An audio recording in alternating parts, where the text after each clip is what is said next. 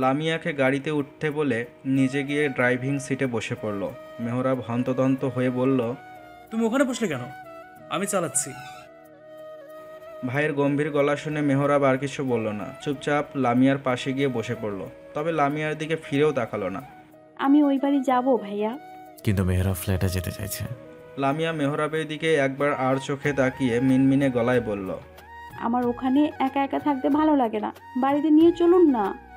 মাহতাব মেহরাবের দিকে একবার তাকিয়ে মুচকি হেসে বলল, ঠিক আছে। মেহরাবও আর কিছু বলল না। সবার প্রতি তার ভালোবাসা আছে, শুধু তার বেলায় অবিচার। বাসায় পৌঁছাতেই সবাই লামিয়াকে ঘিরে ধরল।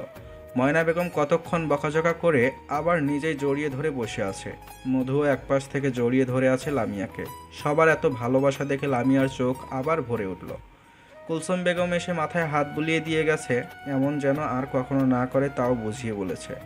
মাহতাব ফ্রেশ হয়ে এসে দেখলো মধু টেবিল সাজিয়ে ফেলেছে। মাহতাব কুলসুম বেগমকে এক হাত ধরে টেবিলে নিয়ে যেতে যেতে সবাইকে খেতে যেতে বলল, রহিমা, মেহরাবকে ডেকে নিয়ে আয়। আচ্ছা ভাইজান। মেহরাব নিজের রুমে ঘাপটি মেরে বসে আছে, বাইরে বের হতে ইচ্ছে করছে না। মাহতাবের ডাক সে শুনেছে, তাই রহিমা আসার আগেই সে বেরিয়ে গেল। টেবিলে গিয়েও সে লামিয়ার দিকে তাকালো না। সবাই মেহরাবের রাগ আর অভিমান বুঝলেও কিছু বলল না। তবে মধুর কাছে ব্যাপারটি খুব ভালো লাগলো। ভালোবাসার মানুষদের অভিমানও খুব সুন্দর। এই যে মেহরাব আর চোখে দেখছে লামিয়াকে ঠিকঠাকভাবে খাচ্ছে কিনা, তার দিকে তাকিয়েছে কিনা, এসব দেখেও তো ভালো লাগে। খাওয়া শেষে সবাই যে যার রুমে চলে গেল।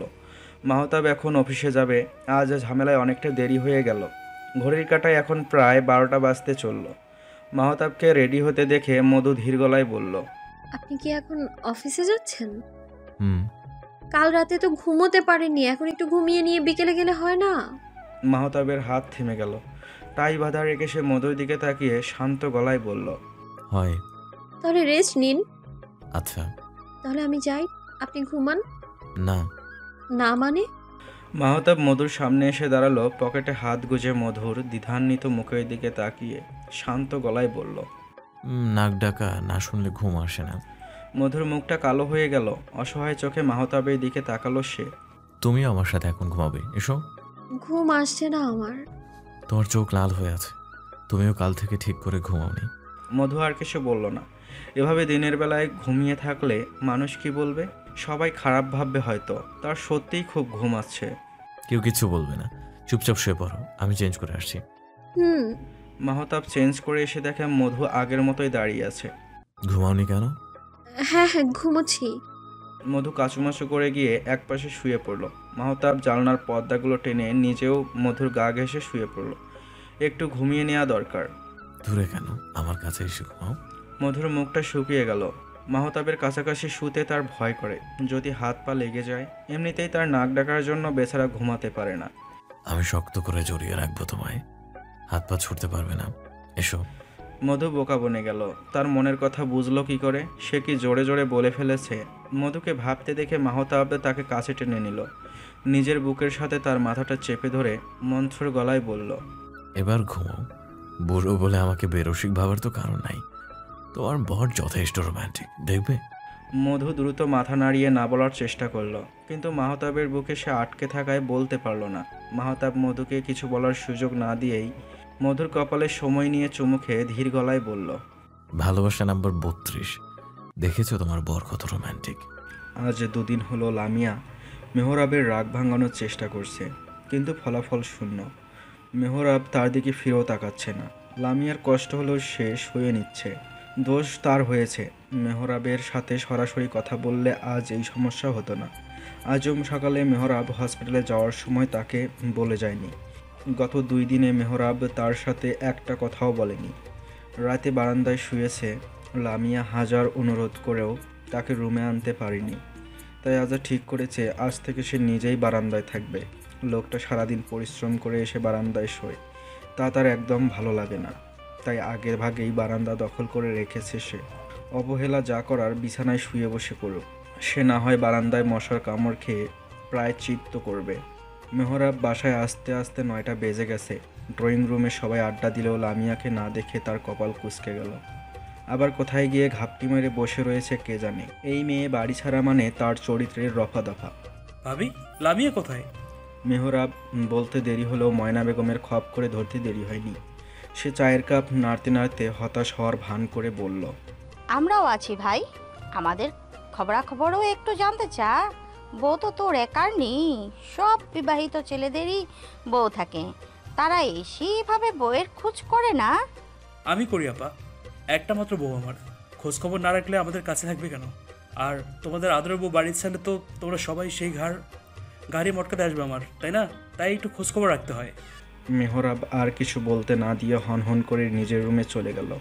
কুলসুম বেগম বিরক্ত হয়ে বলল, ময়না বেগম পাত্তা দিলেন না। সে নিজের মতো করে চা খাওয়ায় মন দিল। আর সারাদিন তার গুণধর ছেলে কল করেনি। কোন বিদেশি নিয়ে ঘুরছে কে জানে। বংশের মতো হয়েছে নিশ্চিত। অসভ্য ছেলে ফেলে যত্ত সব। মাহতাব নিজের রুমেই অফিসের কাজ করছিল। কুলসুম বেগমের রাগী গলা শুনে দরজার সামনে এসে দাঁড়িয়েছে। দাঁড়ানোর কারণ যদিও ভিন্ন, তার পরিবারের সবার ব্যবহার সম্পর্কে সে অবগত। এসব তার কাছে নতুন কিছু নয়, কিন্তু আজকাল এই বিষয়টা খুব নতুন আর উপভোগ্য। তা হলো মধুর ভেবাচাকা খাওয়া অসহায় মুখ। তাদের পরিবারের এই হালকা পাতলা সংঘর্ষ দেখে মধুর শুকিয়ে যাওয়া মুখটা দেখে মাহতাবের ঠোঁটের কোণে হাসি ফুটে ওঠে। মেয়েটা যে বড্ড সরল। মধু মুখ কালো করে কিচেনে চলে গেল। রহিমা খালা শেফকে সাহায্য করছে রান্না জোগাড় করতে। সেদিকে তাকিয়ে কি মনে করে মধু নিজের রুমে চলে গেল। মাহতাব বারান্দায় দাঁড়িয়ে বেলি ফুলের বাগানের দিকেই তাকিয়ে আছে। সাদা সাদা ফুলে বাগান ভরে গেছে। ফুলের সুবাসে চারদিকে মোমো করছে। মাহতাব চোখ বন্ধ করে বুক ভরে শ্বাস নিল। এই বেলি ফুলের বাগান তার অসম্ভব প্রিয়। সে নিজের হাতে পরিচর্যা করে, কিন্তু গত 1 মাস যাবৎ সে বাগানের সময় দিতে পারছে না। ব্যবসার কাজে ইদানিং একটু বেশি ব্যস্ত থাকে সে। মধু ধীর পায়ে এসে মাহতাবের পাশে দাঁড়ালো। মাহতাব তখন চোখ বন্ধ করে বেলি ফুলের সুবাস নিতে ব্যস্ত। মধুর আসার আভাস পেয়ে সে চোখ খুলল। মধুর দিকে তাকিয়ে মুচকি হেসে বলল, কি ব্যাপার, শাশুড়ি আর আপাকে ছেড়ে যেতে ইচ্ছে হলো? তুমি তো আমাকে পাত্তাই দিচ্ছ না মধু। এটাকে মেনে নেওয়া যায় বলো, নাকি বুড়ো বলে আমার সামনে আসতে ইচ্ছা হয় না? মধু অবাক চোখে তাকালো মাহতাবের দিকে। তার মানে মাহতাবকে নিয়ে কখনো কোনো হীনমন্যতা আসেনি। মাহতাবের সামনে কম আসে, এটা ঠিক। কারণ মাহতাবের হুটহাট রোমান্টিকতায় সে খুব লজ্জা পায়, ভয়ও পায় খানিকটা। এত বড় একজন মানুষের সাথে নিজেকে খাপ খাইয়ে নিতে পারে না সে। সারাক্ষণ চিন্তায় গলা শুকিয়ে আসে। কখন কোন ভুল করে ফেলবে সেই চিন্তায় সে রাতে ঠিকমতো ঘুমাতেও পারে না। আর তার দূরে থাকাকে মাহতাব এমন কিছু ভাববে তা মধু কল্পনাও করেনি। মাহতাব মধুর মুখের দিকে তাকিয়ে হালকা হাসল। মধুর আদুরে গাল দুটো টেনে দিয়ে আশ্বস্ত গলায় বলল, মজা করছিলাম আমি। ভয় পাচ্ছ কেন মধু? আমিই তো। আমাকে ভয় নয় ভরসা করবে, ঠিক আছে? মধু আটকে রাখা শ্বাসটা ছাড়ল। লোকটার হুটহাট মজায় তার জান বেরিয়ে যাওয়ার জোগাড় হয়ে যায়। এভাবে কেউ মজা করে? মুখ কালো করে দাঁড়িয়ে রইল। মাহতাব মধুকে এক হাতে টেনে তার কাছাকাছি দাঁড় করালো। হালকা অগোছালো চুলগুলো ঠিক করে দিতে দিতে শান্ত গলায় বলল, কিছু বলতে এসেছিলে? আচ্ছা বলো। এখন থেকে সবার জন্য আমি রান্না করতে চাই। আমরা মাত্র এই কয়জন মানুষ, এর জন্য একজন শেফ রাখার কি দরকার? আমার এইভাবে হাত পা গুটিয়ে বসে থাকতে ইচ্ছে করে না, সময় কাটতেই চায় না। প্লিজ না করবেন না। মধুর আবদারে মলিন হাসল মাহতাব। এক হাতে স্ত্রীকে জড়িয়ে ধরে নরম গলায় বলল, ঠিক আছে, তবে শেফও থাকুক। ও আমার পরিচিত কাছের একজন। বাবা মারা যাওয়ার পর আমি বেশিরভাগ সময় ক্যাম্পাসে নাস্তা করতাম। আমাদের ভার্সিটির ক্যাম্পাসে রান্না করতো মঈন। বয়সে আমার থেকে বছর 5 ছোট হবে। তখনই মঈনের সাথে একটা ভালো সম্পর্ক গড়ে ওঠে। পড়াশোনা শেষ করে আমি যখন বিজনেস শুরু করি, তখন আর মঈনের খোঁজ খবর রাখা হয়নি। কিছু বছর আগে নিউ মার্কেটের ফুটপাতে হকারি করতে যেয়ে দেখে খুব অবাক হয়েছিলাম। জিজ্ঞেস করতে বলল চাকরিটা চলে গেছে, তাই উপায় না পেয়ে হকারি করছে। সংসারে খুব টানাটানি অবস্থা। বউ বাচ্চা নিয়ে কোনো রকম জীবন কাটাচ্ছে। আমার অফিসে চাকরি দিতে চেয়েছিলাম, ও রাজি হয়নি। সারা জীবন রান্নার কাজ করেছে। ফ্যাক্টরির কাজ নাকি ওর মাথায় ঢুকবে না, তাই বাসায় নিয়ে আসি। তখন থেকে আমাদের বাসায় আছে। এখান থেকে চলে গেলে ও মাছ দরিয়ায় পড়বে মধু। মঈন কোনো সার্টিফাইড শেফ নয়, তাই ভালো কোথাও চাকরিও পাবে না। তুমি রান্না করতে চাইলে করবে, তবে মঈনও থাকুক, ঠিক আছে? মধু টলমলে চোখে মাথা নাড়ালো। মাহতাব মধুর মাথাটা বুকের সাথে চেপে ধরে গম্ভীর গলায় বলল, অল্পতেই চোখে পানি কেন আসে তোমার? ইব্রাহিম বাড়ির বউ তুমি, বড় বউ দাও। মাহতাব ইব্রাহিম মায়ের বউ তুমি। পাহাড়ের মতো শক্ত না হলে সবাইকে সামলাবে কি করে? এখন থেকে শক্ত করো নিজেকে। মধু নাক টানতে টানতে বলল। আচ্ছা। মাহতাব মধুর মুখের দিকে তাকিয়ে হালকা শব্দ করে হেসে ফেলল। বউটা তার বড্ড বোকা। মেহরাব রুমে এসে চারদিকে চোখ বুলিয়ে লামিয়াকে কোথাও পেল না। কপাল কুঁচকে অ্যাপ্রনটা টেবিলের ওপর রেখে ওয়াশরুমে চেক করলো। খালি ওয়াশরুম দেখে কপালের ভাঁজ গাঢ় হলো মেহরাবের। বারান্দার দরজার কাছে গিয়েই মুখ থেকে বিরক্তিতে শব্দ বেরিয়ে এলো। লামিয়া বারান্দার উল্টো হয়ে শুয়ে আছে। মোটা একটা বইয়ের ওপর মাথা দিয়ে বেঘরে ঘুমোচ্ছে। মেহরাব লামিয়াকে না ডেকে ফ্রেশ হতে চলে গেল। 10 মিনিট পর ওয়াশরুম থেকে বেরিয়ে সোজা বারান্দায় চলে গেল। লামিয়াকে কোলে তুলে রুমে শুইয়ে দিয়ে আবার বারান্দায় গেল।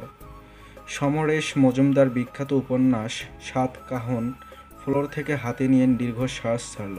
এই উপন্যাস পড়েই তার বইয়ের মাথায় তাকে ছেড়ে একা থাকার কুমতলব এসেছে। সে কি 7 কাহনের দীপাবলির বরের মতো নাকি? আশ্চর্য! এসব উপন্যাস আর বাসায় রাখা যাবে না। কি সাংঘাতিক ব্যাপার স্যাপার। রাতের খাওয়ার সময় মেহরাব আর লামিয়াকে ডাকিনি। লামিয়ার মেন্টাল কন্ডিশনের জন্য এখন প্রপার ঘুম প্রয়োজন। জেগে থাকলেই উল্টো পাল্টা চিন্তা করে নিজের মাথা খারাপ করবে, সাথে তারটাও খারাপ করবে। রহিমাকে দিয়ে লামিয়ার খাবার রুমে নিয়ে রাখলো মেহরাব। রাতে জেগে গেলে খেয়ে নেবে। লামিয়ার ঘুম ভাঙল মাঝরাতে। নিজেকে বিছানায় দেখে বুঝতে বাকি রইল না মেহরাব তাকে এখানে রেখে গিয়েছে। বিছানা থেকে নেমে ধীর পায়ে বারান্দায় গেল সে। মেহরাব এক হাত কপালে দিয়ে শুয়ে আছে। লামিয়া গিয়ে সোজা মেহরাবের পায়ের কাছে বসে পড়ল।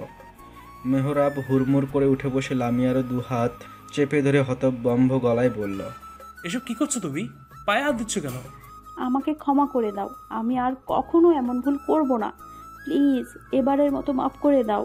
তুমি এভাবে রাগ করে থাকলে আমার খুব কষ্ট হয়, দম বন্ধ হয়ে আসে। প্লিজ শেষবারের মতো ক্ষমা করে দাও। লামিয়া ফুফিয়ে কেঁদে যাচ্ছে। মেহরাব লামিয়াকে বুকে টেনে নিল। এক হাতে চোখের পানি মুছে অস্থির হয়ে বলল, আরে কাঁদছো কেন? আমি রাগ করে নিই, আর কান্না বন্ধ করো প্লিজ। আর কখনো আমার পায়ে হাত দেবে না লামিয়া, আমি পছন্দ করি না। শেষের কথাটা গম্ভীর গলায় বলল মেহরাব। লামিয়া তার হাত দুটো ধরে তড়িঘড়ি করে বলল, করব না, আর কোনো ভুল করব না। এবারের মতো মাফ করে দাও। শোনো লামিয়া, আমি তোমাকে ভালোবাসি। ভালোবাসা বোঝো? যা মনের অন্তঃস্থল থেকে আসে। যেখানে ভালোবাসা আছে সেখানে কখনো ধোঁকা প্রতারণা থাকবে না। কেউ যদি ধোঁকা দিয়ে বলে তার সাথে সম্পর্ক থাকলেও ভালো আমি শুধু তোমাকেই বাসি, তাহলে বুঝে নিতে হবে সে কখনো ভালোবাসেনি। আমি তোমাকে আমার সহধর্মিণী হিসেবে ভালোবেসেছি, আমার বাচ্চার মা হিসেবে নয়। কত মানুষের হাত থাকে না, পা থাকে না, অপূর্ণতা নিয়ে তারা কি বেঁচে থাকছে না? আমাদের তো সব আছে। একটা সন্তান না হয় নাই থাকলো, আল্লাহ হয়তো এতে আমাদের কল্যাণ রেখেছে, কারণ সন্তান দেওয়ার মালিক একমাত্র সে। আমরা কপাল কুটে মরে গেলেও সন্তান পাবো না যদি না সে চায়। তাই প্লিজ আর কখনো এমন বোকামি করবে না। আমি কষ্ট পাই খুব, ভালোবাসি বলে কষ্ট দিও না বউ। ভোর 4:30টার বাসায় কলিং বেল বেজে উঠল। সবাই তখন নামাজে দাঁড়িয়েছে। মাহতাব আর মেহরাব মসজিদে গিয়েছে। আজ আজানের প্রায় সাথে সাথেই সবাই নামাজে দাঁড়িয়ে গেছে। দরজার ওপাশে থাকা মানুষটার যে মোটেও ধৈর্য নেই, তার বেল বাজানোর ধরনই তা স্পষ্ট। অনবরত বিরামহীনভাবে সে কলিং বেল বাজিয়ে চলেছে। ময়না বেগম 2 রাকাত সুন্নত আদায় করে সালাম ফিরিয়ে বিরক্ত গলায় বলল, এভাবে কে বেল বাজাচ্ছে? সামান্যতম ভদ্রতা জ্ঞান নেই, আর বাসায় ঢুকেছে কিভাবে? দারোয়ান বেটা কি হালকা হতে গেট খুলে চলে গিয়েছে? আজকে ওর বেতন থেকে 50 টাকা কাটা যাবে, বেয়াদব। আহ, চুপ করো ময়না। নামাজে বসে অসভ্যের মতো কথা বলছো কেন? কুলসুম বেগম সালাম ফিরিয়ে বিরক্ত গলায় মেয়েকে ধমক দিলেন। মধু সালাম ফিরিয়ে দ্রুত দরজা খুলতে গিয়েছে। রহিমা আর জেরি সবার শেষে নামাজে দাঁড়িয়েছে, তাই তাকেই যেতে হলো। ময়না বেগমও ধীর পায়ে আসলো মধুর পিছু পিছু। এই অসভ্যের চেহারা না দেখলে তার নামাজে মন বসবে না। বয়সে ছোট হলে হাতে মধু মেখে চটাস করে এক চর বসাবে। বাসায় না শিখালে কি হয়েছে, সে নিজে চড়িয়ে চড়িয়ে ভদ্রতা শিখিয়ে দেবে। মধু দরজা খুলতেই পরিচিত মুখ দেখে থমকে গেল। বহুকালের চেনা জানা মানুষটাকে দেখে মুখে হাসি ফুটলেও পরক্ষণেই তা অভিমানের চাদরে মিলিয়ে গেল। দরজার ওপাশের মানুষটাও মধুকে দেখে কম অবাক হয়নি। মধুর এখানে থাকা তাকে বিস্ময়ের চরম শিখরে নিয়ে গিয়েছে। হাতের লাগেজটা রেখে অবাক চোখে তাকিয়ে বলল, মধুরিমা, তুই এখানে? মধু কিছু না বলেই চুপ করে রইল। ময়না বেগম সন্দিহান চোখে সামনে আসতেই নিজের ছেলে স্বামীরকে দেখে অবাক হয়ে গেল। গোল গোল চোখে কয়েক সেকেন্ডে তাকিয়ে থাকার পর তার হুঁশ ফিরল ছেলের পাশে সাদা চুলওয়ালা এক মেয়েকে দেখে। মেয়েটাও তার দিকে গোল গোল চোখ করে তাকিয়ে আছে।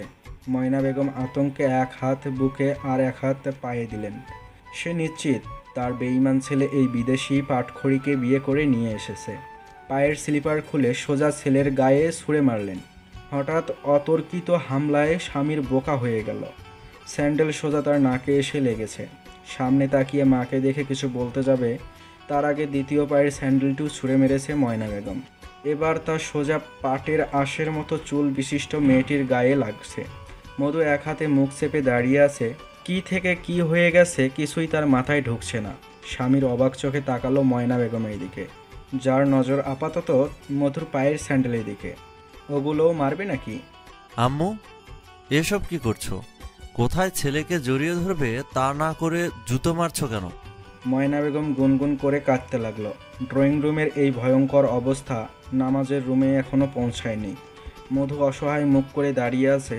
স্বামী নিজেও হতভম্ব চোখে মায়ের কান্না দেখছে। মধু গিয়ে ময়না বেগমকে আগলে ধরল। সোফায় বসিয়ে দ্রুত এক গ্লাস পানি এগিয়ে দিল তার দিকে। ময়না বেগম বুকে হাত রেখে আহাজারি করতে করতে বলল, আমার ভাইদের রক্ত পানি করা টাকা এই ছেলেকে বিদেশে পাঠিয়েছি পড়াশোনা করতে, আর এই কুলাঙ্গার বিদেশি ধরে এনেছে। ভাইদের সামনে মুখ দেখাবো কিভাবে আমি? আমার নাক কেটে 3 টুকরো করেছে এই বেয়াদব। ছি ছি ছি ছি। এই দিন দেখার আগে বিপি লো হয়ে আমি জ্ঞান হারালাম না কেন? স্বামীর চোয়াল ঝুলিয়ে মায়ের অভিনয় দেখছে। চেঁচামেচি শুনে কুলসুম বেগম সহ সবাই নামাজ রুম থেকে বেরিয়ে এসেছে। স্বামীর সাথে আসা মেয়েটা অবাক চোখে ময়না বেগমের কাণ্ড কারখানা দেখছে। তার হাতে ময়না বেগমের 2 নাম্বার জুতো বিদ্যমান। ও, আজমল আঙ্কেলের মেয়ে মারিয়া আম্মু, এভাবে রিয়াক্ট করা বন্ধ করো। কুলসুম বেগম এতক্ষণ মেয়ের কান্নার কারণ খুঁজছিল। নাতির গলা শুনে সামনে তাকিয়ে অবাক হয়ে গেল। খুশিতে চোখ টলমল করতে লাগলো। এক হাতে লাঠি ভর দিয়ে আরেক হাতে নাতির কাছে ডাকলো। স্বামীরও গিয়ে কুলসুম বেগমকে জড়িয়ে ধরল। মধু এতক্ষণে নিজের মাথার জট খুলতে পারল। স্বামীর তাহলে এবারেই নাতি। ময়না বেগম নাক টেনে সোফা থেকে উঠে দাঁড়ালো। কুলসুম বেগম নাতির চোখে মুখে চুমু খেয়ে সারা মুখে হাত বোলাচ্ছেন। কুলসুম বেগম ছেলের সামনে গিয়ে তাকে জড়িয়ে ধরল। স্বামীর শব্দ করে হেসে নিজেও আগলে নিল মাকে। কেমন আছিস বাবা? শুকিয়ে আম সত্য হয়ে গেছিস। আয়, আমি তোকে ভাত দিই। স্বামীর ময়না বেগমকে থামিয়ে দিল। মায়ের কপালে চুমু খেয়ে মুচকি হেসে বলল, পরে খাবো আম্মু, এখন ফ্রেশ হব। মামারা কোথায়? আর ছোট মামি কি তার মামার বাড়ি গিয়েছে? দেখছি না যে। আর মধু এখানে কি করছে? তোর মামা মসজিদে, লামিয়া একটু অসুস্থ, নিজের রুমে ঘুমাচ্ছে। আর মধুকে কি তুই আগে থেকে চিনিস? হ্যাঁ আম্মু, আমার একমাত্র বন্ধু ছিল হাই স্কুলে। বলেছিলাম না তোমাকে একটা মেয়ের কথা? এই সেই মেয়ে। ও, এখন আর সে তোমার শুধু বন্ধু নেই, বড় মামি হয় তোমার, মামি বলেই ডাকবে। স্বামীর অবাক চোখে তাকালো মধুর দিকে। মধু নিচের দিকে তাকিয়ে পা দিয়ে ফ্লোর খুঁড়ছে। স্বামীর মধুর সামনে গিয়ে দাঁড়ালো। কিছুক্ষণ হতভম্ব হয়ে তাকিয়ে থেকে হুট করে মধুর মাথায় চাটি দিয়ে মুচকি হেসে বলল, বলছিলাম না মধুর চাক, তোর জীবনে একদিন ভালোবাসার জোয়ার আসবে। মিলল তো আমার কথা? মধু কিছু বলল না। অভিমানী চোখে একবার তাকিয়ে চোখ সরিয়ে নিল। স্বামীর মধুর অভিমান বুঝল। দীর্ঘশ্বাস ফেলে রহিমাকে বলল মারিয়াকে গেস্ট রুমে নিয়ে যেতে। কাল মারিয়া দিনাজপুর তার দাদার বাড়ি চলে যাবে। এরকম কিছু হতে পারে স্বামী তাকে রাস্তায় বলেছিল। তবুও মারিয়া কম অবাক হয়নি। তার কাছে ময়না বেগমকে অসম্ভব ভালো লেগেছে। সুযোগ পেলে একটু বন্ধুত্বও করবে সে। মাহতাব আর মেহরাব বাসায় এসে স্বামীরকে দেখে অবাক হলো না। তারা জানতো আজ স্বামীর আসবে। স্বামীর সবাইকে সারপ্রাইজ দিতে চেয়েছিল, পরিণামে জুতা খেতে হলো। ময়না বেগম ছেলেকে কাছে ডাকলেন। স্বামীর কাছে যেতেই সপাটে এক চর পড়ল তার গালে। মাহতাব আর মেহরাব দীর্ঘশ্বাস ফেলল। মেহরাব বিড়বিড় করে বলল, বেস্ট অফ লাক সামির। স্বামীর গালে হাত দিয়ে হতভম্ব গলায় বলল, মারলে কেন? এই সময় বাসার সবাই নামাজ পড়ে, জানো না? অসভ্যের মতো বেল বাজাচ্ছিলে কেন? ভদ্রতা শেখনি, বেয়ারা ছেলে। স্বামীর গালে হাত দিয়ে মিনমিন করে বলল, সরি। রুমে যাও। সবার সাথে কুশল বিনিময় করে স্বামীর ময়না বেগমের রুমে গেল। আজ সে সেখানেই থাকবে, কাল ছাদের রুমে শিফট হয়ে যাবে। রহিমাকে দিয়ে পরিষ্কার করিয়ে রাখতে হবে। এভাবে ছেলেটাকে মারলে কেন আপা? মাত্র দেশে এসেছে, একটু ভালো ব্যবহার তো করতে পারো। বেশি বুঝবি না, এক বিদেশিনী মেয়ে নিয়ে সকাল সকাল বাসায় এসে হাজির হয়েছে, তার উপর অসভ্যের মতে একটানা বেল বাজিয়ে চলেছে। এই মেয়ে দেখে যদি আমি হার্ট অ্যাটাক করে মারা যেতাম, আরও কয়েকটা দেওয়ার দরকার ছিল। মাহতাবের চোখের ইশারায় মধুকে ডেকে নিজের রুমে চলে গেল। আপার সাথে তর্কে যাওয়া দুঃসাহস তার নেই, ওটা মেহরাবের কাজ। মধু ধীর পায়ে মাহতাবের পিছনে গেল। এবারই তরিকা বুঝতে তার অনেক তেল মশলা খরচ করতে হবে। কয়েকদিনেই তার মাথা খারাপের অবস্থা। ভাবনার মাঝে কখন মাহতাব দাঁড়িয়ে গেছে মধু খেয়ালই করেনি। ফলাফল মাহতাবের পিঠের সাথে ধাক্কা। মাহতাব এক হাতে রুমের দরজা লাগিয়ে গম্ভীর গলায় বলল, ধাক্কা বুকে এসে খেতে হয় মধু, তাহলেই তো আমি তোমাকে দু হাতে আগলে নিতে পারবো। এসো, সামনে থেকে এসো, আমার বুকে এসে ধাক্কা খাও। মধু হতভম্ব হয়ে গেল। সে কি ইচ্ছে করে পরিকল্পনা মাফিক ধাক্কা খেয়েছে? এভাবে বলছে কেন? ব্যথা পেল না তো আবার? তার মাথা কি বেশি শক্ত, লোহার মতো? কি হলো, এসো। আমি ইচ্ছে করে ধাক্কা খাইনি তো। আপনি কি ব্যথা পেয়েছেন? পেয়েছি। আনরোমান্টিক বউ পেলে সব বড়ই ব্যথা পায়। আমার মতো বুড়ো হলে তুমি তো সংসার আলাদা করে বলবে। আপনাকে আর দরকার নেই বাবুর আব্বু, আমি একাই থাকতে পারি। আমাদের সংসার আজ থেকে ভিন্ন, আপনি আপনার রাস্তায়, আমি আমার রাস্তায়। বাবুর আব্বুকে? আমি। কিন্তু আপনার তো কোনো বাবু নেই। আজ থেকে সকালে ভেজানো বাদাম খাবে, বুদ্ধির জন্য ভালো, বুঝছো? এবার এসে আমার পাশে চুপচাপ শুয়ে পড়ো। নামাজ 2 রাকাত বাকি আছে। যাও, পরে এসো। আচ্ছা। মধু চলে যেতেই মাহতাব দীর্ঘশ্বাস ফেলে শুয়ে চোখ বন্ধ করল। মধু আর মাহতাবের সম্পর্ক একটা গণ্ডির মধ্যে আটকে আছে। মাহতাব এগিয়ে যেতে চাইলেও মধুর অবুঝ ব্যবহারে সে আবার পিছিয়ে যায়। বার কয়েক এও ভেবেছে যে মধুর জীবনে হয়তো অন্য কেউ ছিল, তাই তার থেকে সব সময় দূরে দূরে থাকে। জিজ্ঞেস করতে চেয়েও আর করা হয়ে ওঠেনি। তার নিজের কাছেই অস্বস্তি লাগছে। এমন নয় সে মধুকে জৈবিক চাহিদার জন্য কাছে চাইছে, সে মন থেকেই মধুকে নিজের কাছে চাইছে।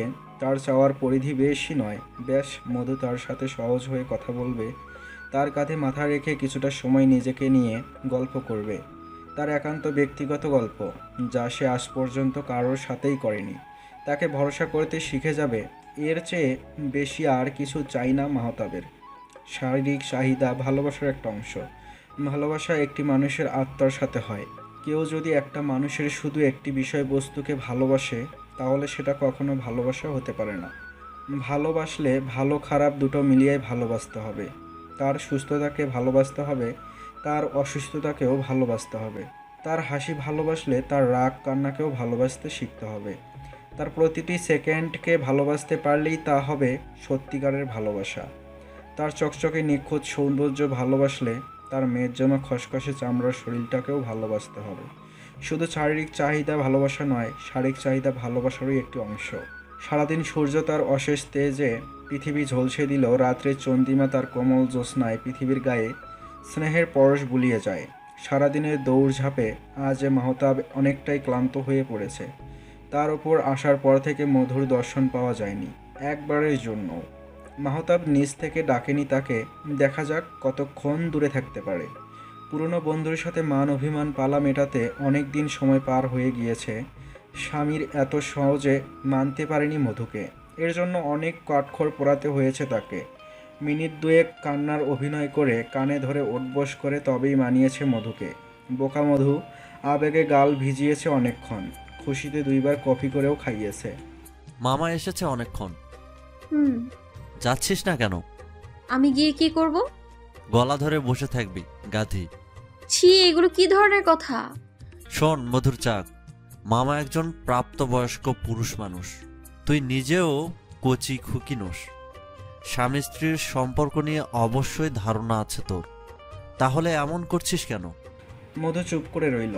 স্বামীর তীক্ষ্ণ চোখে মধুকে পরখ করে সন্দিহান গলায় বলল, আসল সমস্যাটা কোথায়? কি লুকাচ্ছিস?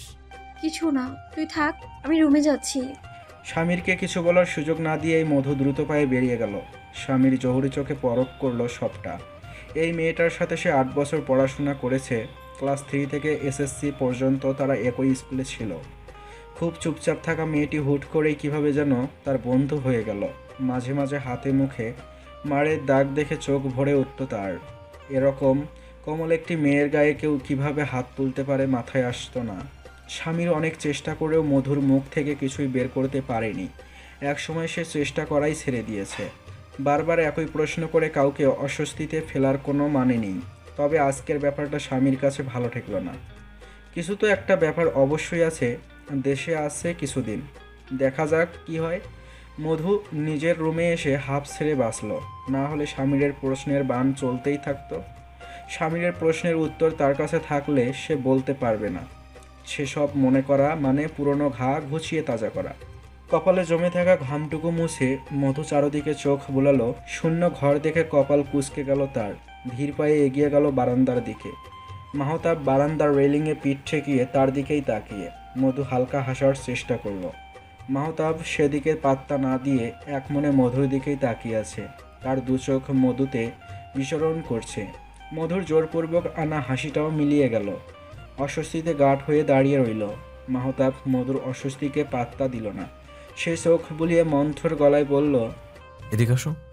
মধু নড়ল না, এক কদমও এগিয়েও গেল না, উল্টো পিছিয়ে গেল 2 কদম। মাহতাব দেখল, চোখের দৃষ্টি তীক্ষ্ণ করে এগিয়ে গেল মধুর দিকে। এই প্রথমবারের মতো ঘনিষ্ঠ হয়ে দাঁড়ালো। এক হাতে কোমর চেপে নিজের দ্রুত কমিয়ে নিজের সাথে চেপে ধরল।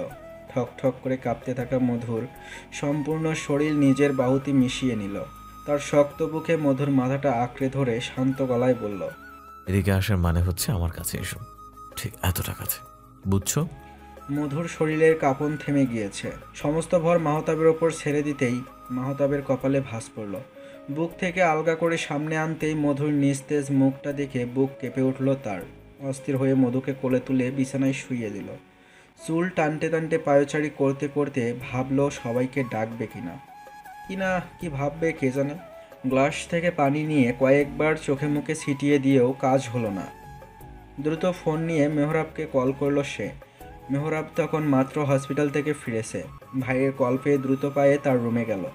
ভাবির কি হয়েছে ভাই? জানি না, হুট করে জ্ঞান হারিয়ে ফেলেছে। মাহতাবের চিন্তিত মুখের দিকে তাকিয়ে মেহরাব আর কোনো প্রশ্ন করল না। মধুর পালস রেট চেক করে আবার নিজের রুমে গেল। প্রয়োজনীয় জিনিস এনে নিজের কাজে লেগে গেল। কি এমন হয়েছিল ভাইয়া? ভাবির শক্ট হয়ে অজ্ঞান হয়ে গেছে, এখন ঘুমাচ্ছে, ঘুমাক, ডেকো না, সকাল পর্যন্ত সব ঠিক হয়ে যাবে।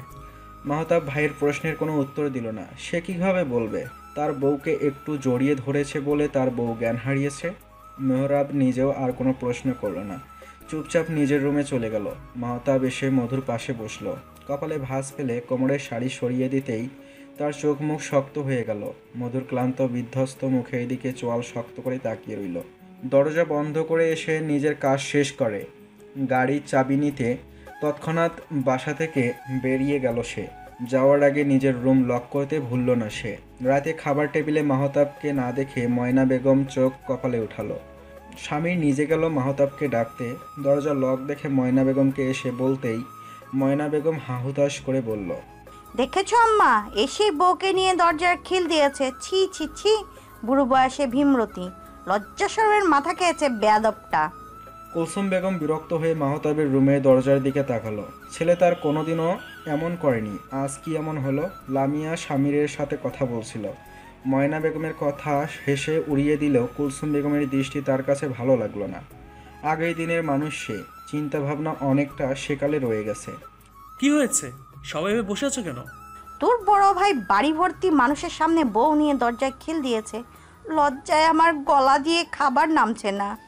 মেহরাব আশ্চর্য হয়ে বলল, তা তুমি লজ্জা পাচ্ছ কেন? তো লজ্জা পাবো না? সবাই ভাববে আমার ভাইয়ের মতো আমিও বোধহয় নির্লজ্জ ছিলাম। তোদের দোষ এসে আমার ঘাড়ে পড়বে কেন? আর আমিই বা মানবো কেন? মেহরাব বুঝলো তার আপার ঝগড়া করার মুড হয়েছে, তাই যুক্তিহীন যুক্তি দাঁড় করাচ্ছে। সে আর তর্কে গেল না। কুলসুম বেগমের দিকে তাকিয়ে শান্ত গলায় বলল, কিছুক্ষণ আগে ভাবি অসুস্থ হয়ে পড়েছিল, আমি নিজে চেক করে ইঞ্জেকশন দিয়ে এসেছি। আজ রাতে আর ঘুম ভাঙবে না। ভাইয়া হয়তো তার পাশে আছে, তাই এত আকাশ কুসুম না ভাবলেও চলবে। কুলসুম বেগম উদ্বিগ্ন গলায় বলল, কি হয়েছে বড় বৌমার? সারাদিন তো ভালোই দেখলাম, হঠাৎ করে কি এমন হলো? প্রেশার লো হয়েছে আম্মা, চিন্তা করবেন না। মেহরাব কৌশলে কথা ঘুরিয়ে দিল। স্বামীর ভ্রু কুঁচকে রইল মেহরাবের মুখের দিকে। কিছু একটা হয়েছে সে নিশ্চিত। মধুর আচরণও স্বাভাবিক ছিল না। তার ওপর রুমে গিয়ে অসুস্থ হয়ে যাওয়া। ময়না বেগম মলিন গলায় বলল, মেয়েটা অসুস্থ আর তোর ভাই আমাদের একবার বলার প্রয়োজনও মনে করলো না। দেখেছো আম্মা, কি বেয়াদব ছেলে তোমার। রহিমা টেবিলে মাছের বাটি রাখতে রাখতে বলল, ভাইজান তো বাসায় নাই আফা। হ্যাঁ তো এই কখন বাইসা থেকে বাইরাই গেছে? সবাই অবাক চোখে তাকালো রহিমার দিকে। সবার এমন দৃষ্টি দেখে রহিমা থতমত খেয়ে গেল। ময়না বেগম আহাজারি করে বলল, অসুস্থ মেয়েটাকে রুমে তালা মেরে রেখে গেছে তোমার ছেলে। দেখেছো আম্মা, এই ছেলের সাথে বিয়ে দিয়ে মেয়েটার জীবন নষ্ট করে দিলাম।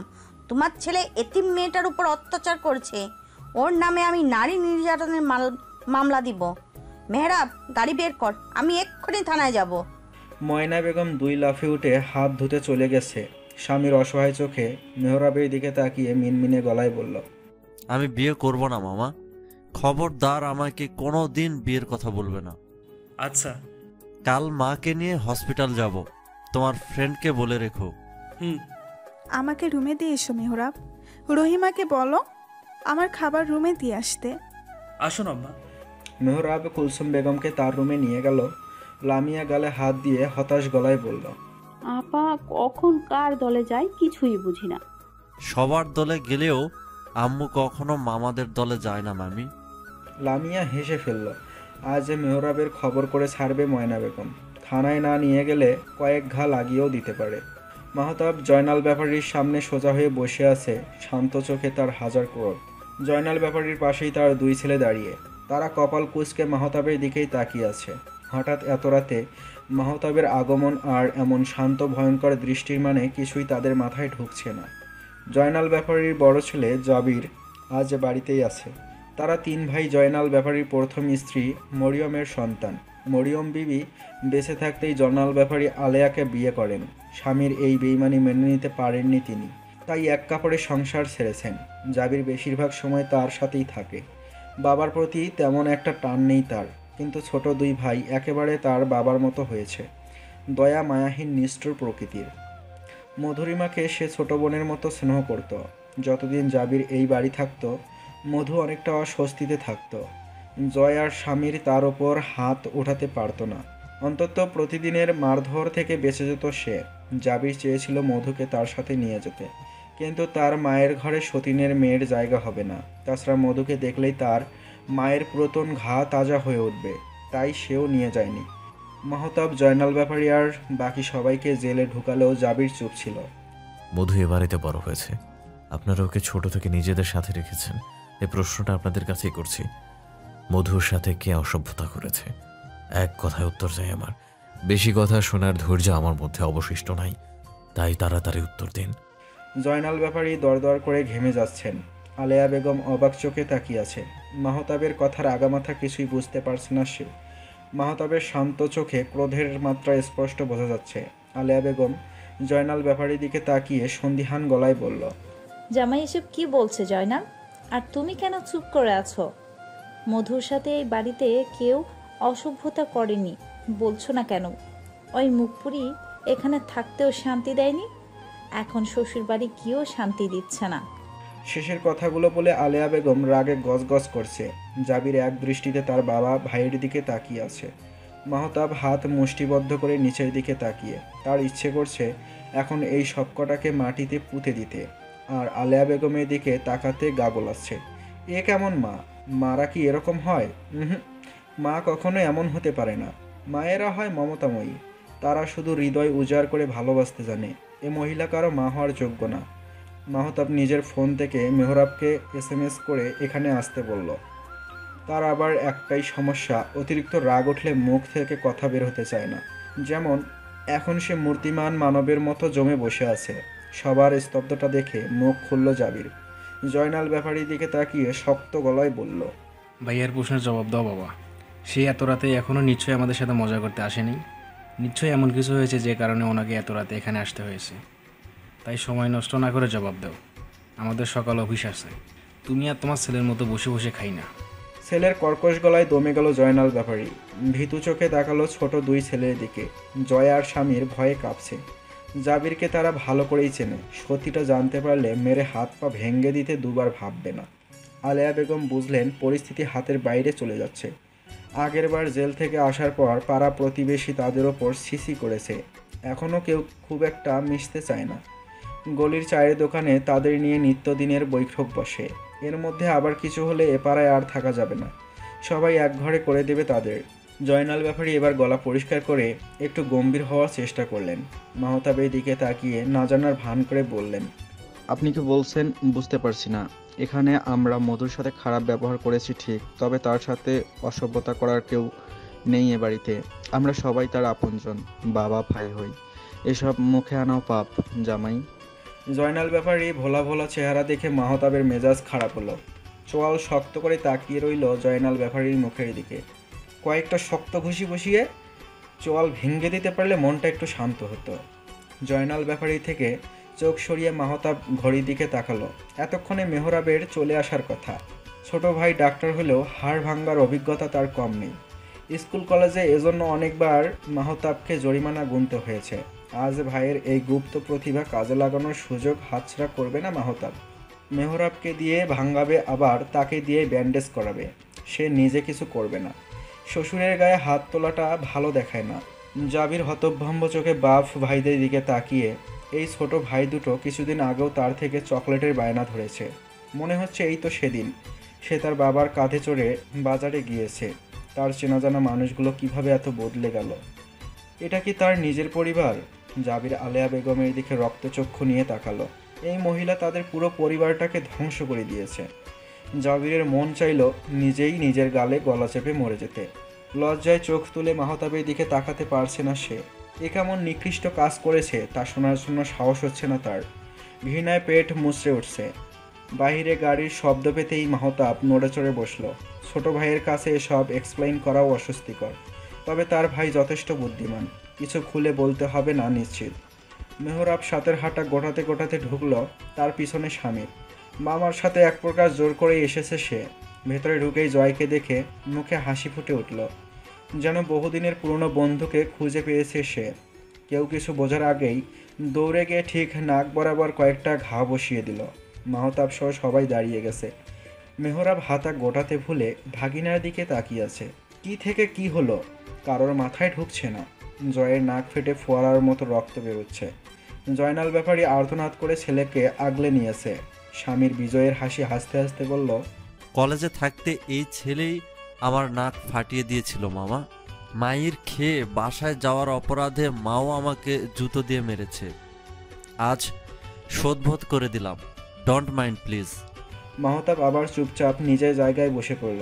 মেহরাব স্বামীর পিঠ চাপড়ে বলল, আমরা মোটেও কিছু মনে করিনি, এরাও করেনি, তাই না?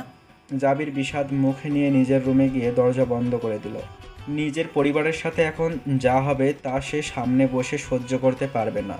কাল সকালে সে এ বাসা থেকে চলে যাবে, আর কখনো এখানে আসবে না। ছেলে হিসেবে যতটুকু দায়িত্ব তা দূর থেকেই পালন করবে। মাহতাব মেহরাবকে উদ্দেশ্য করে বলল, এই তিনজনকে ততক্ষণ পর্যন্ত মারবে যতক্ষণ এরা সত্যি কথা বলছে। সামান্য পরিমাণ দয়া দেখাবে না, সবগুলোর মুখ বেঁধে নাও, আশেপাশের মানুষের যাতে অসুবিধা না হয়। যা শুরু করো। মেহরাব আর উল্টো জিজ্ঞেস করল না কোন সত্যির কথা জানতে চাইছে মাহতাব। সে নিজের কাজে লেগে গেল। স্বামীর কিছুটা বুঝতে পারল ঘটনা, তাই সে চুপ করে মাহতাবের পাশে দাঁড়িয়ে রইল। মনে মনে মধুকে নিয়ে শঙ্কিত হলো কিছুটা। মানুষগুলো আবার কিছু করেনি তো? পেশায় ডাক্তার হলেও হাড্ডি ভাঙ্গায় মেহরাবের জড়ি মেলাভার। জয়নাল ব্যাপারী কিছু করতে না পারলেও তার দুই ছেলে হাত পা চালাতে পিছপা হয়নি। মেহরাবেরও কিছু লেগেছে, তবে তিনজনকে তুলোধুনো করেছে সে। মাহতাব শান্ত চোখে তাকিয়ে, ভাই আমরা বাইরে যাচ্ছি, তোমার যা জানা জেনে নাও। এবার মুখ না খুললে হালকা আওয়াজ দিবে। গাড়িতে অনেক খেলনা আছে, সবগুলো দিয়েই আজ ওদের সাথে খেলবো। আয় সামির। স্বামীর মাথা নাড়িয়ে মেহরাবের পিছু নিল। মাহতাব এখনও ঠায় গা এলিয়ে বসে আছে। মেহরাব যেতেই সোজা হয়ে বসল। জয়নাল ব্যাপারীর দিকে তাকিয়ে অত্যন্ত শান্ত গলায় বলল, বলুন, বধূর সাথে কে এই নিকৃষ্ট কাজ করেছে? জয়নাল ব্যাপারী মাথা নিচু করে চুপ করে আছে। জয় আর স্বামীরের নাক মুখ ফেটে রক্ত বেরোচ্ছে। দুজনের অবস্থায় শোচনীয়। স্বামীর কাঁপা কাঁপা গলায় অস্পষ্ট স্বরে বলল, ভুল হয়ে গেছে ভাইয়া, এবারের মতো মাফ করে দিন। ক্ষোভ ছিল ওর প্রতি, রাগও তো দেখলে। ওর মায়ের জন্য আমাদের মা চলে গেছে। বাবাকে খুব ভালোবাসতাম, তাই মায়ের সাথে যেতে পারিনি, কিন্তু মাকে ছাড়া থাকতে কষ্ট হতো খুব। কত রাত দুই ভাই কান্না করে কাটিয়েছি তা শুধু আমরাই জানি। বাবার জন্য ওনাকে কিছু বলতে পারতাম না, তাই সব রাগ মধুর ওপর দিয়ে যেত। আমরা ওকে মারধর করতাম ঠিকই, কিন্তু কখনো খারাপ নজরে তাকাইনি। তাহলে মধুর শরীরে এই চিহ্নগুলো কোত্থেকে এলো? জয় ভীত চোখে স্বামীর দিকে তাকালো। স্বামীর মাথা নিচু করে বসে আছে। জয় কাঁপা কাঁপা গলায় বলল, ওই দিন স্বামীর নেশা করেছিল, ইচ্ছে করে করেনি। বড় কিছু হয়ে যাওয়ার আগেই আমি আটকে ফেলেছিলাম। আলেয়া বেগম মূর্তির মতো এক কোণে দাঁড়িয়ে আছে। এদেরকে সে নিজের ছেলের মতো আদর করেছে। তাদের মনে তার জন্য এতটা ঘৃণা সে কল্পনাও করতে পারেনি। জয়নাল ব্যাপারীর দিকে তাকিয়ে বুঝতে পারল সে আগে থেকেই সবটা জানত। এই জন্যই বুঝি মধুকে বিয়ে দেওয়ার জন্য এতটা তাড়া। মাহতাব জয়নাল ব্যাপারীর দিকে তাকিয়ে শান্ত গলায় বলল, যত দ্রুত সম্ভব আপনার এই শহর ছেড়ে চলে যাবেন। আমি চাই না আমার জন্য কোনো মা সন্তান হারা হোক। মাহতাব যত দ্রুত এসেছিল তার চেয়েও বেশি দ্রুত পায়ে ব্যাপারী বাড়ি থেকে বেরিয়ে গেল। মেহরাব আর স্বামীর গাড়ির সামনে দাঁড়িয়ে আছে। আমি আমার গাড়ি নিয়ে যাচ্ছি, তোরা চলে আয়। মেহরাব কিছুটা আমতা আমতা করে বলল, সিরিয়াস কিছু ভাই? না। মেহরাব আর কিছু জিজ্ঞেস করলো না। মাহতাবও ওদের তাড়াতাড়ি আসতে বলে নিজের গাড়ি নিয়ে বেরিয়ে গেল। স্বামীর বুঝতে পেরেও কিছু বলল না, শুধু মনে মনে মধুর ঠিক থাকার দোয়া করলো। মাহতাব বাসায় গিয়ে সোজা নিজের রুমে চলে গেল। মধু এখনও ঘুমিয়ে আছে। গাড়ির চাবিটা রেখে মধুর মাথায় হাত বুলিয়ে দিল সে। কপালে দীর্ঘক্ষণ চুমু খেয়ে ওয়াশরুমে চলে গেল ফ্রেশ হতে। মেয়েটা কি এজন্যই নিজেকে গুটিয়ে রাখে? একবার কি বিশ্বাস করে বলা যেত না? ওয়াশরুম থেকে বেরিয়ে মেহরাবকে কল করলো। বাসায় পৌঁছেছিস? এই তো কাছাকাছি চলে এসেছি, গলির মোড়ে আছি। তুমি ঘুমিয়ে যাও, আমরা 2 মিনিটে বাসায় ঢুকবো। ঠিক আছে, আয়, আমি জেগে আছি। মাহতাব চুপচাপ মধুর পাশে শুয়ে পড়ল। কয়েক সেকেন্ড এক দৃষ্টিতে তাকিয়ে থেকে হুট করেই মধুকে নিজের বুকে জড়িয়ে ধরল। এবার কিছুটা ভালো লাগছে। বুকের ভেতর বয়ে চলা ঝড়টা যেন এক নিমিষেই থেমে গেছে। কয়েক মিনিট পরেই মেহরাবের গাড়ির আওয়াজ পাওয়া গেল। মাহতাব নিজেও চোখ বুঝল, শরীর খুব ক্লান্ত লাগছে। মাহতাব সিদ্ধান্ত নিয়েছে মধুকে এই বিষয়ে কিছুই বলবে না, কখনো জানতেও দিবে না। সে সব জানে। ভালোবেসে সে তার বউকে বোঝাবে সব পুরুষ এক নয়, সেই তার জীবনের একমাত্র পুরুষ। সে তাকে বুকের খাঁচায় আগলে রাখবে, নিজের জীবনের চেয়েও বেশি ভালোবাসবে। সময় লাগাবে, কিন্তু একসময় সে সফল হবে নিশ্চিত। মধুর ঘুম ভাঙল খুব ভোরে। মাহতাব তখনও গভীর ঘুমে বিভোর। নিজেকে মাহতাবের বাহুবন্ধনে দেখে হকচকিয়ে গেল মধু। কাল রাতের কথা মনে পড়তেই ভালো করে নিজের দিকে তাকালো। সব কিছু ঠিক দেখে স্বস্তির নিঃশ্বাস ছেড়ে নিজেকে মাহতাবের থেকে ছাড়িয়ে নিল। অজু করে এসে ধীর গলায় মাহতাবকে ডেকে তুলে নামাজের রুমে চলে গেল। মাহতাব নিজেকে সামলে নিজেও ফ্রেশ হয়ে মসজিদে চলে গেল। মাত্র 2 ঘন্টা ঘুমাতে পেরেছে সে। মাথা ঝিমঝিম করছে। মেহরাব আর স্বামীর ঘুম ঘুম চোখে ঢুলতে ঢুলতে মসজিদে গেল। মেহরাবের আজ একটা ওটি আছে দুপুরে পরে।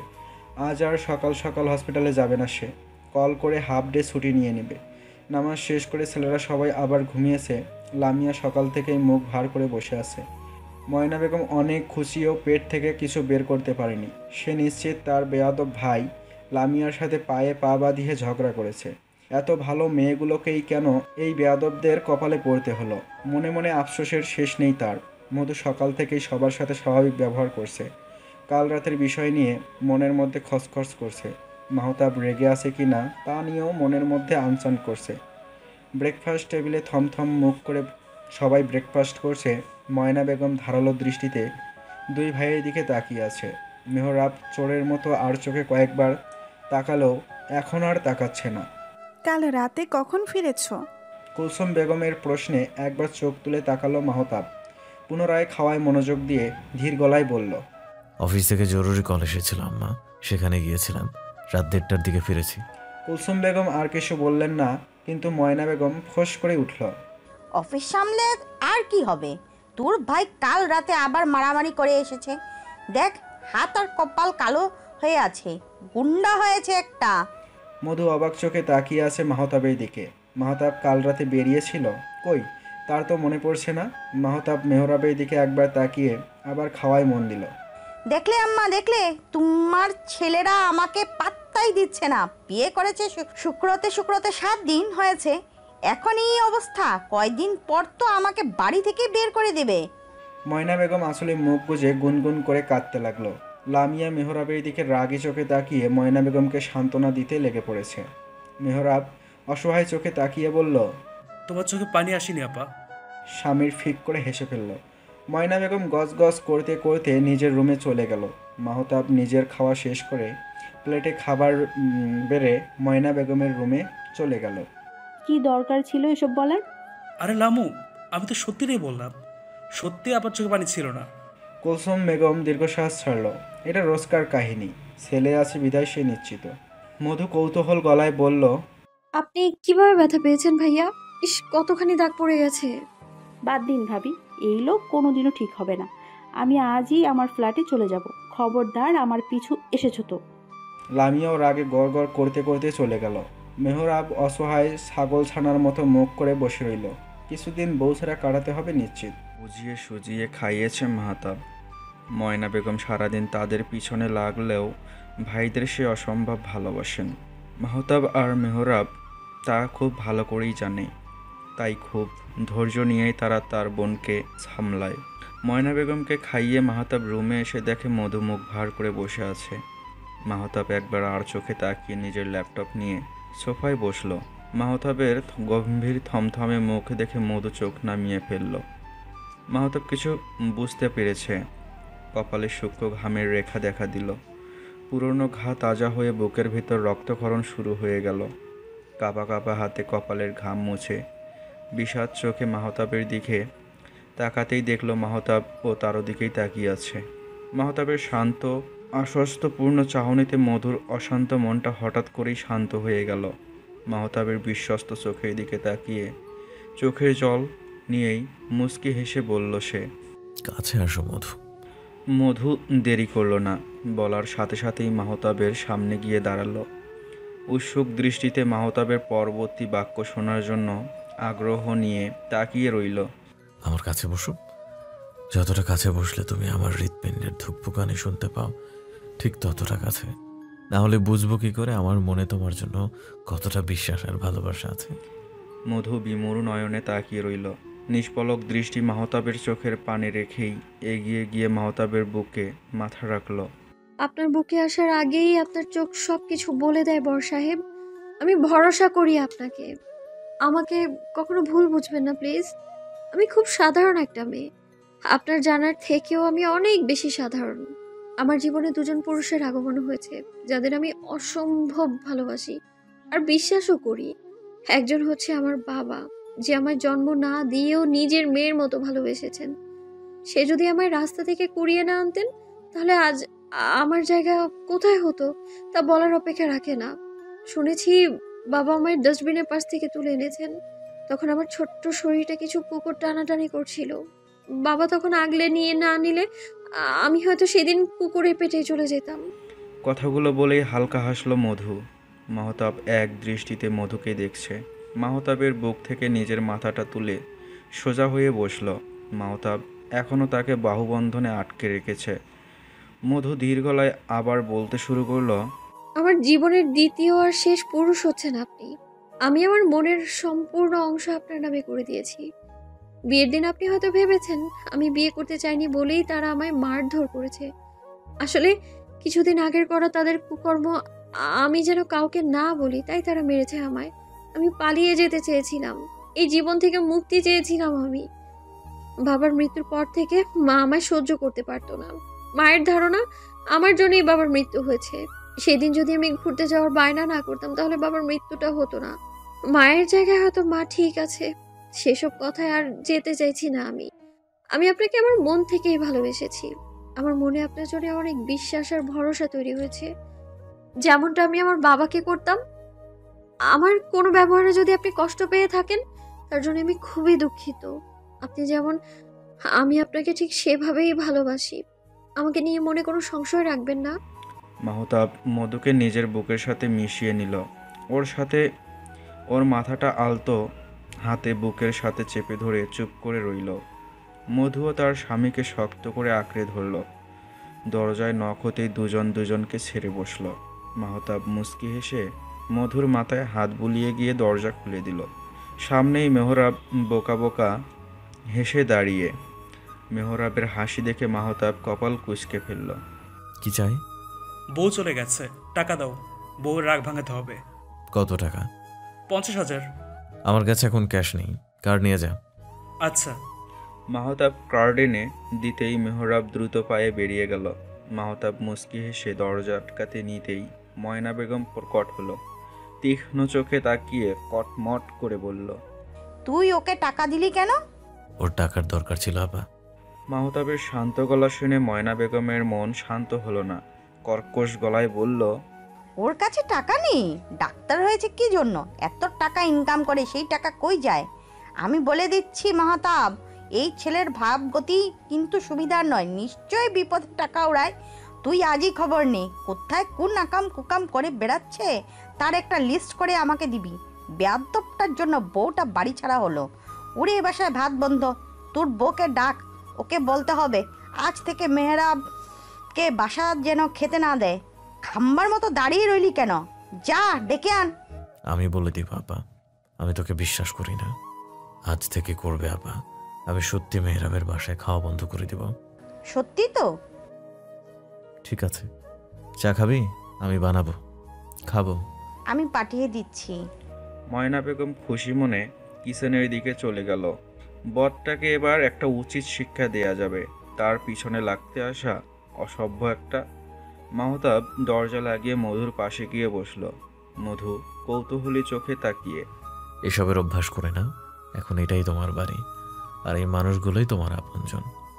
কারোর মনে কষ্ট না দিয়ে কিভাবে তাদের সামলাতে হয় তা বুঝতে চেষ্টা করো আস্তে আস্তে। আমি আছি তোমার পাশে। মধু মাথা নেড়ে সায় জানালো। অফিসের কিছু কাজ করব, তুমি আপার কাছে গিয়ে দেখো সে কি করে। মায়ের ওষুধ খাওয়া হয়েছে কিনা একটু দেখে এসো। আচ্ছা। মধু মুচকি হেসে আচ্ছা বলে চলে গেল। মাহতাবও নিজের কাজে মন দিল। আজকে কিছু ইম্পর্টেন্ট মিটিং ছিল তার। অফিসে না যাওয়ায় বাসা থেকেই মিটিং সারতে হবে।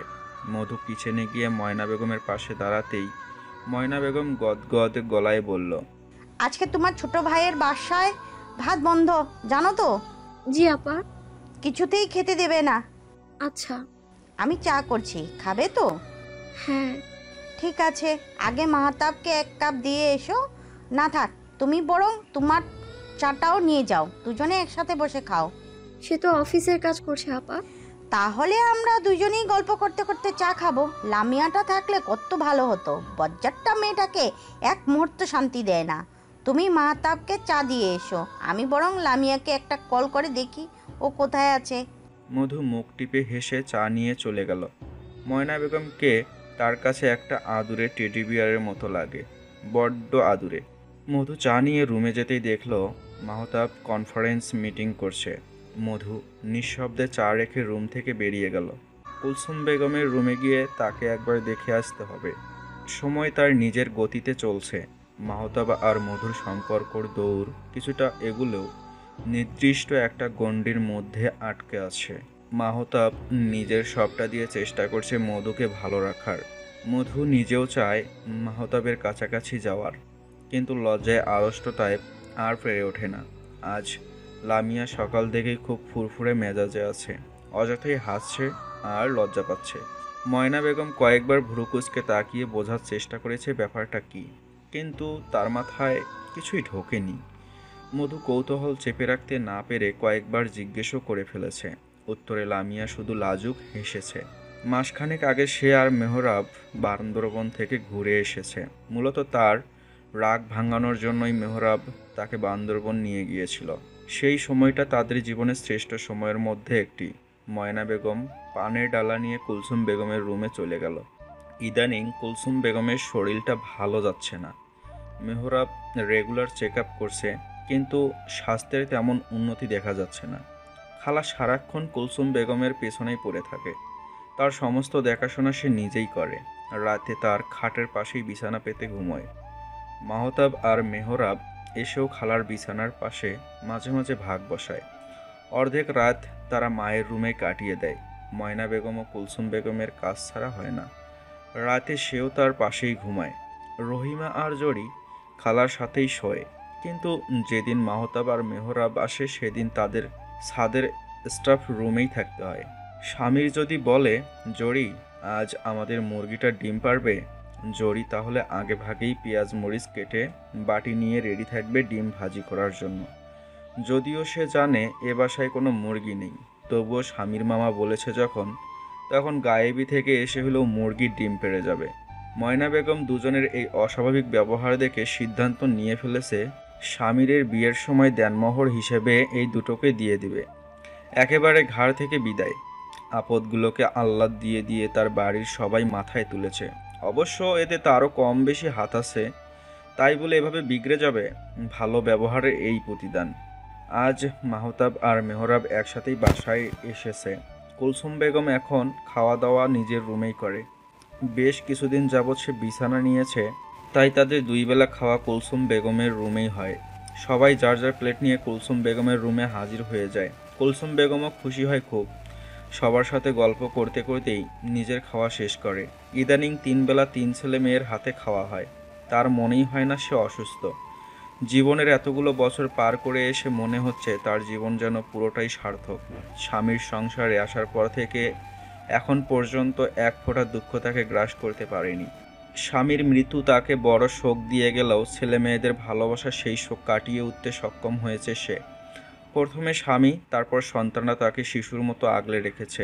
চারদিকে বাবা মায়ের প্রতি সন্তানের অবহেলা দেখে নিজেকে চরম সুখী মানুষ মনে হয় তার। চোখ ভরে উঠল কুলসুম বেগমের। তার সামনেই মাহতাব মনোযোগ দিয়ে রুই মাছের কাঁটা বাচ্ছে। পাশে মায়ের গলায় কাঁটা বিঁধবে সেই ভয়ে সন্তপর্ণে নিজের চোখের জলটুকু লুকিয়ে মুচকি হাসল সে। ছেলেটাকে এখন কেমন বাচ্চা বাচ্চা লাগছে। মনে হচ্ছে এই তো 10-12 বছরের মাহতাব মাছের কাঁটা বাছতে গিয়ে আনমনে মাথা চুলকে ফেলছে। বেছে রাখা মাছটুকু দিয়ে মায়ের মুখে ভাত তুলে দিল মাহতাব। মেহরাব কুলসুম বেগমের পায়ের কাছে বসে খাচ্ছে। ভাইকে শান্তিতে খেতে দেখে ময়না বেগমের মুখ কুঁচকে গেল। নিজের গাধা ছেলেটা আস্ত মির্জাফর। সে জন্মের কয়েক বছর পরই টের পেয়েছে। দেখো কিভাবে তার দামরা ভাইকে মাছ বেছে দিচ্ছে। এত কষ্ট করে জন্ম দিয়ে তার কি লাভ হলো? তাকে তো কোনো দিন চিংড়ি মাছের ও ছাল ছাড়িয়ে দেয়নি। এতদিনে মেয়েটা সুবুদ্ধি হয়েছে, কত করে বুঝিয়েছি এই ছেলে তোমাকে জ্বালিয়ে মারবে। নতুন দেখে একটা বিয়ে করে নিচতলা সেটেলড হয়ে যা। শুনেনি আমার কথা, শুনলে কি আর এতগুলো বছর নষ্ট হতো? সেই তো প্রেমে পড়লো, অবশেষে সুবুদ্ধি হয়েছে। রুমের সবার নজর ময়না বেগমের দিকে। সে মুখ বাঁকিয়ে কথাগুলো বলে আপাতত খাওয়ায় মনোযোগ দিয়েছে। লামিয়া উৎসাহ চেপে রাখতে না পেরে বলেই ফেলল, কার কথা বলছেন আপা? কেন তোর কথা? সকাল থেকেই তো সদ্য প্রেমে পড়া প্রেমিকার মতো লজ্জায় গলে গলে পড়ছিলি। আমি বুঝিনি ভেবেছিস? আমি সব বুঝি, চিন্তা করিস না, আমি তোর পাশে আছি। মেহরাব আহম্মক হয়ে তাকিয়ে রইল। লামিয়া ফ্যাল করে একবার মেহরাবের দিকে, আরেকবার ময়না বেগমের দিকে তাকালো। মধু মুখে হাত দিয়ে দাঁড়িয়ে। সবাই হতভম্ব হলেও মাহতাব চুপচাপ মাছ বাছায় ব্যস্ত। স্বামীর কাকে সান্ত্বনা দিবে তা নিয়ে দ্বিধায় আছে। মনে হচ্ছে এই মুহূর্তে তার ছোট মামির পাশে থাকা উচিত। বেচারি শখ সহ্য করতে পারলেই হলো। দেখলেন আম্মা আবার কি বলছে? সত্যি করে বলেন আম্মা, আপনার বড় মেয়েকে কোন রাস্তা থেকে কুড়িয়ে এনেছেন? হ্যাঁ, আমি এখন নিজ দায়িত্বে গিয়ে কম্বল সহ রেখে আসবো। বাইরে কিছুটা ঠান্ডা পড়েছে হয়তো, তুমি আমার সংসার ভাঙতে উঠে পড়ে লেগেছো কেন আপা? হ্যাঁ, আমার আলা ভোলা বউকে এই কুবুদ্ধি দাও সারাদিন। আস্তাগফিরুল্লাহ। চুপ থাক। এই ময়না কখনো কাউকে কুবুদ্ধি দেয় না। তোর বইয়ের ভালোর জন্যই আমি সময় তাকে সাপোর্ট করি। তোর উচিত তাকে কংগ্রেচুলেট করা। তোমার ছেলে আস্ত বেয়াদব আম্মা, দেখেছো? মাহতাব হতাশ মুখে ভাই বোনদের দিকে তাকালো। মেহরাবের কাঁদো কাঁদো মুখ দেখে কিছুটা মায়া হলো তার। সবসময় ময়না বেগমের কাছে তর্কে হেরে বেচারার মুখটা চুপসে যায়। কুলসুম বেগম বিরক্ত হয়ে ধমক দিলেন, এই বয়সে এসেও বাচ্চাদের মতো আচরণ তোমাদের। আর ময়না, এসব কি ধরনের কথা? মুখে লাগাম টানো। এখানে তোমার ছোটরা আছে, কার সম্পর্কে কি বলছো বলার আগে একবারও ভাববে না? দিন দিন ছোট হচ্ছ নাকি? আমাকেই ধমকে রাখতে পারো আম্মা, ছেলেকে কিচ্ছু বলো না। তোমার আদরের ছেলেদের কুলে নিয়ে বসে থাকো। ময়না বেগম আঁচলে মুখ গুজলেন। লামিয়া এবার দিশেহারা বোধ করল। ময়না বেগমের কাছে গিয়ে তাকে আশ্বস্ত গলায় বলল, আপনি ভুল বুঝছেন আপা। সকাল থেকেই আমার মনটা খুব ভালো ছিল। আপনি ফুপু হতে চলছেন। সকালে বাসায় প্রেগনেন্সি টেস্ট করেছি। কথাটা আমি আপনার ভাইকে প্রথমে বলতে চেয়েছিলাম, তাই আপনাকে কিছু বলিনি, ভুল বুঝবেন না আপা। পুরো রুম আরেকবার স্তব্ধ হয়ে গেল। ময়না বেগম বাদে বাকি সবাই চোখ বড় বড় করে তাকিয়ে আছে লামিয়ার দিকে। মেহরাব সোজা দাঁড়িয়ে গিয়েছে, তার হাত পায়ের কাঁপন চোখে পড়ার মতো। মাহতাব গিয়ে সাথে সাথে জড়িয়ে ধরল তাকে। লামিয়া চোখে জল আর মুখে হাসি নিয়ে তাকিয়ে আছে মেহরাবের দিকে। এই খুশিটাই তো সে দেখতে চেয়েছিল এতদিন। মধু এসে লামিয়াকে জড়িয়ে ধরল। মাহতাবের এতটা আনন্দিত চেহারা সে এর আগে দেখেনি। মনে মনে বলল সে, আচ্ছা, লোকটা যেদিন নিজের বাবা হওয়ার খবর পাবে সেদিন কতটা খুশি হবে। তাকেও কি সেদিন এভাবে শক্ত করে জড়িয়ে ধরে রাখবে? ভাবতেই লজ্জায় নুইয়ে গেল সে। বউ প্রেগনেন্ট শুনে খুশিতে বর বেহুশ, তাও আবার ডাক্তার বর। লামিয়া সেই কখন থেকে মেহরাবের মাথার কাছে বসে কেঁদে যাচ্ছে। আগে জানলে সে এ খবর মুখেও আনতো না, পেটের খবর পেটেই চাপা রাখত। এমন শক্ত সামর্থ্য মানুষটা কিভাবে ভিমড়ি খেয়ে পড়ল? হার্ট অ্যাটাক আবার করে ফেলেনি তো? ময়না বেগম কিছুক্ষণ পর পর তেতে উঠছে। তার ভাষ্যমতে কয়েক ঘা জুতোর বাড়ি পড়লেই এই দামড়া গরু লাফিয়ে উঠবে। বংশের নাক কেটে ফ্লোরে ফেলে দিয়েছে এই বেয়াদব। বাপ হওয়ার খবর শুনে কসমিন কালেও কেউ জ্ঞান হারিয়েছে বলে তার কাছে মনে হচ্ছে না। এই ভাইকে রক্ত জল করা টাকায় ডাক্তারি পড়িয়েছে মাহতাব। জ্ঞান ফেরার সাথে সাথে সব টাকা করায় গন্ডায় উসুল করবে সে। তার ভাইয়ের এত কষ্টের টাকা কিছুতেই সে নষ্ট হতে দেবে না। দেখো বউটাকে কিভাবে কাঁদাচ্ছে, বেয়াদ্দব। মাহতাব কিছুক্ষণ যাবৎ পানি ছিটিয়ে জ্ঞান ফেরানোর চেষ্টা করছে। ভাইয়া, ওনাকে হসপিটালে নিয়ে চলুন। এখনো জ্ঞান ফিরছে না কেন? কিছু হলো না তো আবার? সামির লামিয়াকে সান্ত্বনা দেওয়ার জন্য বলল, আরে না মামি, মামার কিছু হয়নি, খুশিতে অজ্ঞান হয়ে গেছে। হয় বেশি খুশি হলে মানুষ মাঝে মাঝে কাণ্ডজ্ঞান হারিয়ে ফেলে। মামা শুধু জ্ঞান হারিয়েছে, এখনো নানুমনির জ্ঞান হারানো বাকি। মধু ময়না বেগমকে ধরে বসে আছে। স্বামীরের কথা শুনে হা হা করে হেসে ফেলল সে। তার অনেকক্ষণ ধরে হাসি আসছিল, খুশিতে চিৎকার করতেও ইচ্ছে করছিল। এতক্ষণে হয়তো করেও ফেলতো, কিন্তু মেহরাব সব ভেস্তে দিল। বয়সে ছোট হলে আজ সে 100 ভাগ মেহরাবের কান মলে দিত। মধুর সাথে ময়না বেগমও হাসতে শুরু করলো। মাহতাবও মুখ টিপে হাসছে। সবার হাসি দেখে লামিয়াও হেসে ফেলল। এতক্ষণ মেহরাবের জন্য টেনশন করলেও এখন তার খুব লজ্জা লাগছে। তাদের হাসির মাঝেই মেহরাব পিট করে চোখ খুলল। সবাইকে হাসতে দেখে কিছুটা ভরকে গিয়ে জিজ্ঞেস করলো, কি হয়েছে? বাবা হবে শুনে তুমি জ্ঞান হারিয়েছ মামা, এর বেশি কিছুই হয়নি। শামীমের কথায় হাসির রোল পড়ল। মাহতাব লামিয়ার মাথায় হাত বুলিয়ে ধীর পায়ে বেরিয়ে গেল। কুলসুম বেগম সেই কখন থেকে তাদের খানদানি হার খুঁজে চলছে। খালা সহ রহিমা আর জরি কেউ তার কাজে লাগিয়েছে। পুরো দুটো আলমারি তন্ন করে খুঁজেও যখন হার খুঁজে পাওয়া গেল না, তখন সে বাড়ি মাথায় তুলল। এই প্রথম সে নাতি নাতনির মুখ দেখতে যাচ্ছে, অথচ দোয়া করার জন্য খানদানি হারটা খুঁজে পাচ্ছে না। কি অশুভ ব্যাপার। মাহতাব দ্রুত পায়ে মায়ের রুমে এলো। পুরো রুম লণ্ডভণ্ড হয়ে আছে। কুলসুম বেগম বিছানার একপাশে বসে হাঁপাচ্ছে। অসুস্থ শরীরে কিছুক্ষণ দাঁড়িয়ে থেকেই সে ক্লান্ত হয়ে গেছে। মাহতাব দ্রুত এসে তাকে আগলে ধরল। আম্মার জন্য পানি নিয়ে আয় রহিমা। যে ভাইজান। রহিমা দৌড়ে চলে গেল পানি আনতে। এসব কি আম্মা? আপনি অসুস্থ, এখন তো হাইপার হলে তো আবার অসুস্থ হয়ে পড়বেন। তোমার দাদির দেওয়া হাতটা খুঁজে পাচ্ছি না আব্বা, কোথায় রাখলাম বলো তো? ভাইজান পানি আনছি। কুলসুম বেগমের উদ্বিগ্ন গলা শুনে মাহতাব কিঞ্চিত হাসল। রহিমার হাত থেকে পানির গ্লাসটা নিয়ে মাকে পানি খাইয়ে দিতে দিতে শান্ত গলায় বলল, আপনার গয়না সব লকারে রাখা আছে আম্মা, আপনি ভুলে গেছেন হয়তো, আমি আনিয়ে দিব। এখন চুপচাপ বিশ্রাম করুন। কুলসুম বেগম হাঁপ ছেড়ে বাঁচলেন। টেনশনে তার ঘাম ছুটে যাচ্ছিল। ছেলের কথা মতো চুপচাপ শুয়ে পড়লেন। ততক্ষণে রহিমা আর জড়িও রুম থেকে বেরিয়ে গেছে। খালা কুলসুম বেগমের পায়ের কাছে বসে রইল। কখন কি লাগে বলা তো যায় না। মেহরাবের রুম ফাঁকা হলো আধ ঘন্টা পরে। কুলসুম বেগমের চেঁচামেচিতে সবাই যেতে চাইলেও মাহতাব নিষেধ করে। সবাইকে রুমে যেতে বলে সে, একাই যায়। ময়না বেগম অবশ্য কয়েক ঘা লাগিয়েছে মেহরাবকে। মেহরাব কিছু বলেনি। হাসতে হাসতেই তার আপাকে জড়িয়ে ধরে বসেছিল। খুশিতে তাদের দুজনের চোখে জলে ভিজে একাকার। দুজনকে একা থাকতে দিয়ে সবাই যখন বেরিয়ে গেল, মেহরাব পারে না তো লামিয়াকে তার বুকের ভেতর ঢুকিয়ে রাখতে। লামিয়া তো তখন থেকে কেঁদেই যাচ্ছে।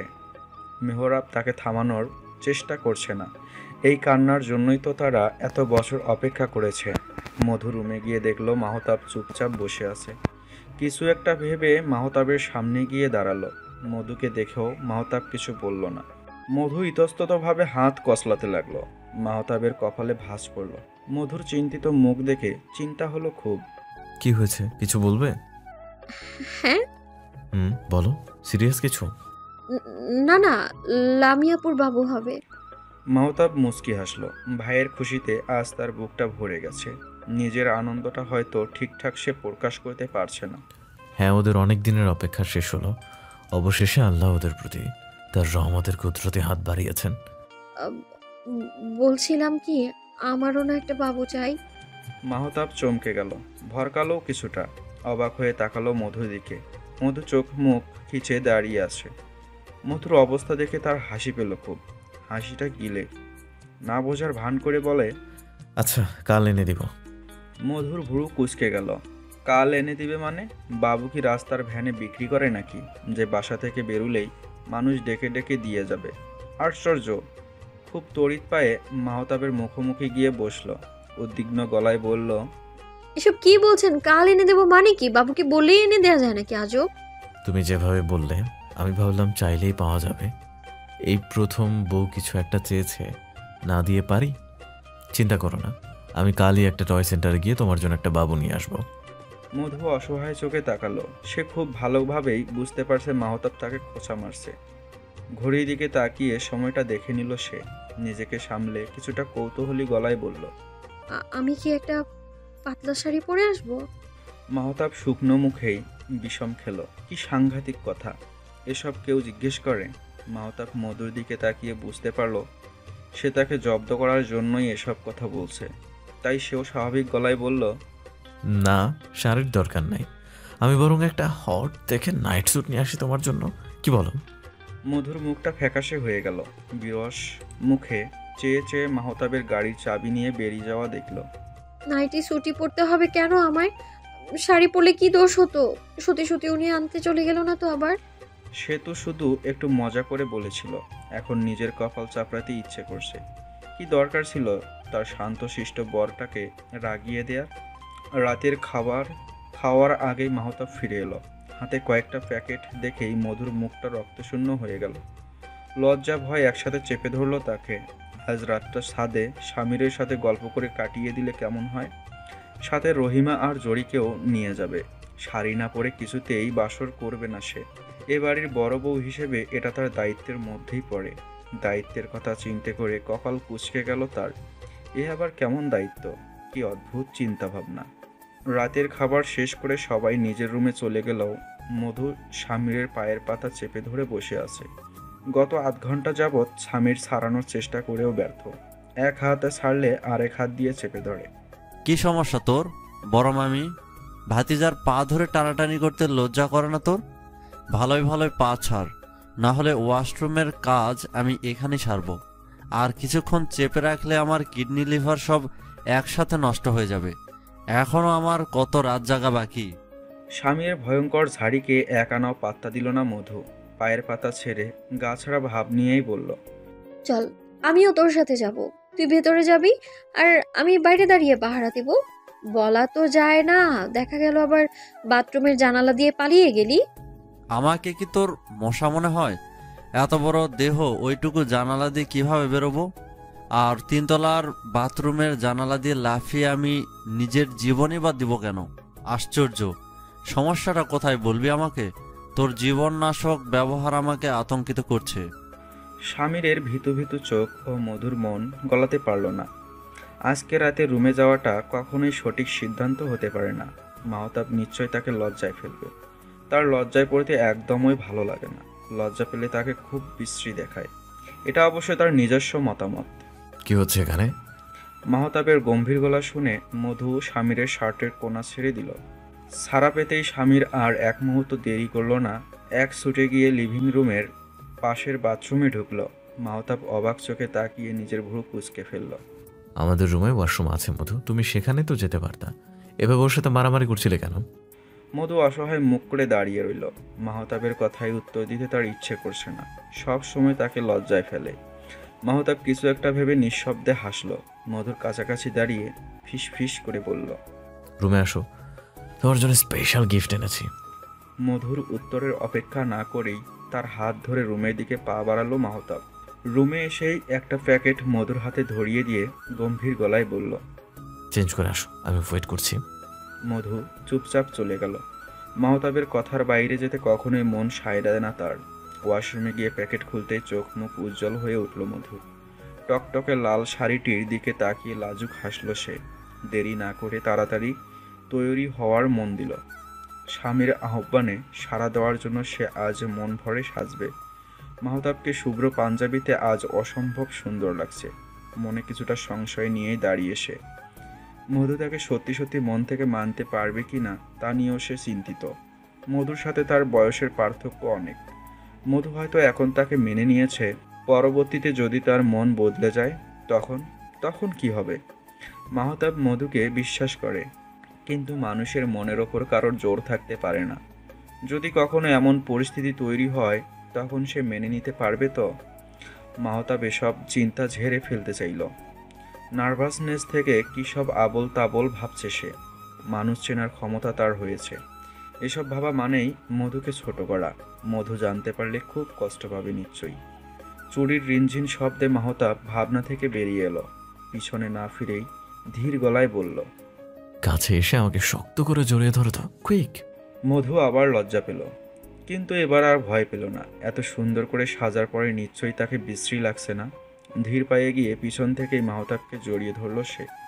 মাহতাব নীরবে হাসল, চোখে মুখে তৃপ্তির হাসি ফুটিয়ে তুলে মন্থর গলায় বলল, হয়নি, আমি তোমাকে শক্ত করে জড়িয়ে ধরতে বলেছিলাম মধু। সামনে এসো, আমি শিখিয়ে দিচ্ছি। মধু সামনে গেল না।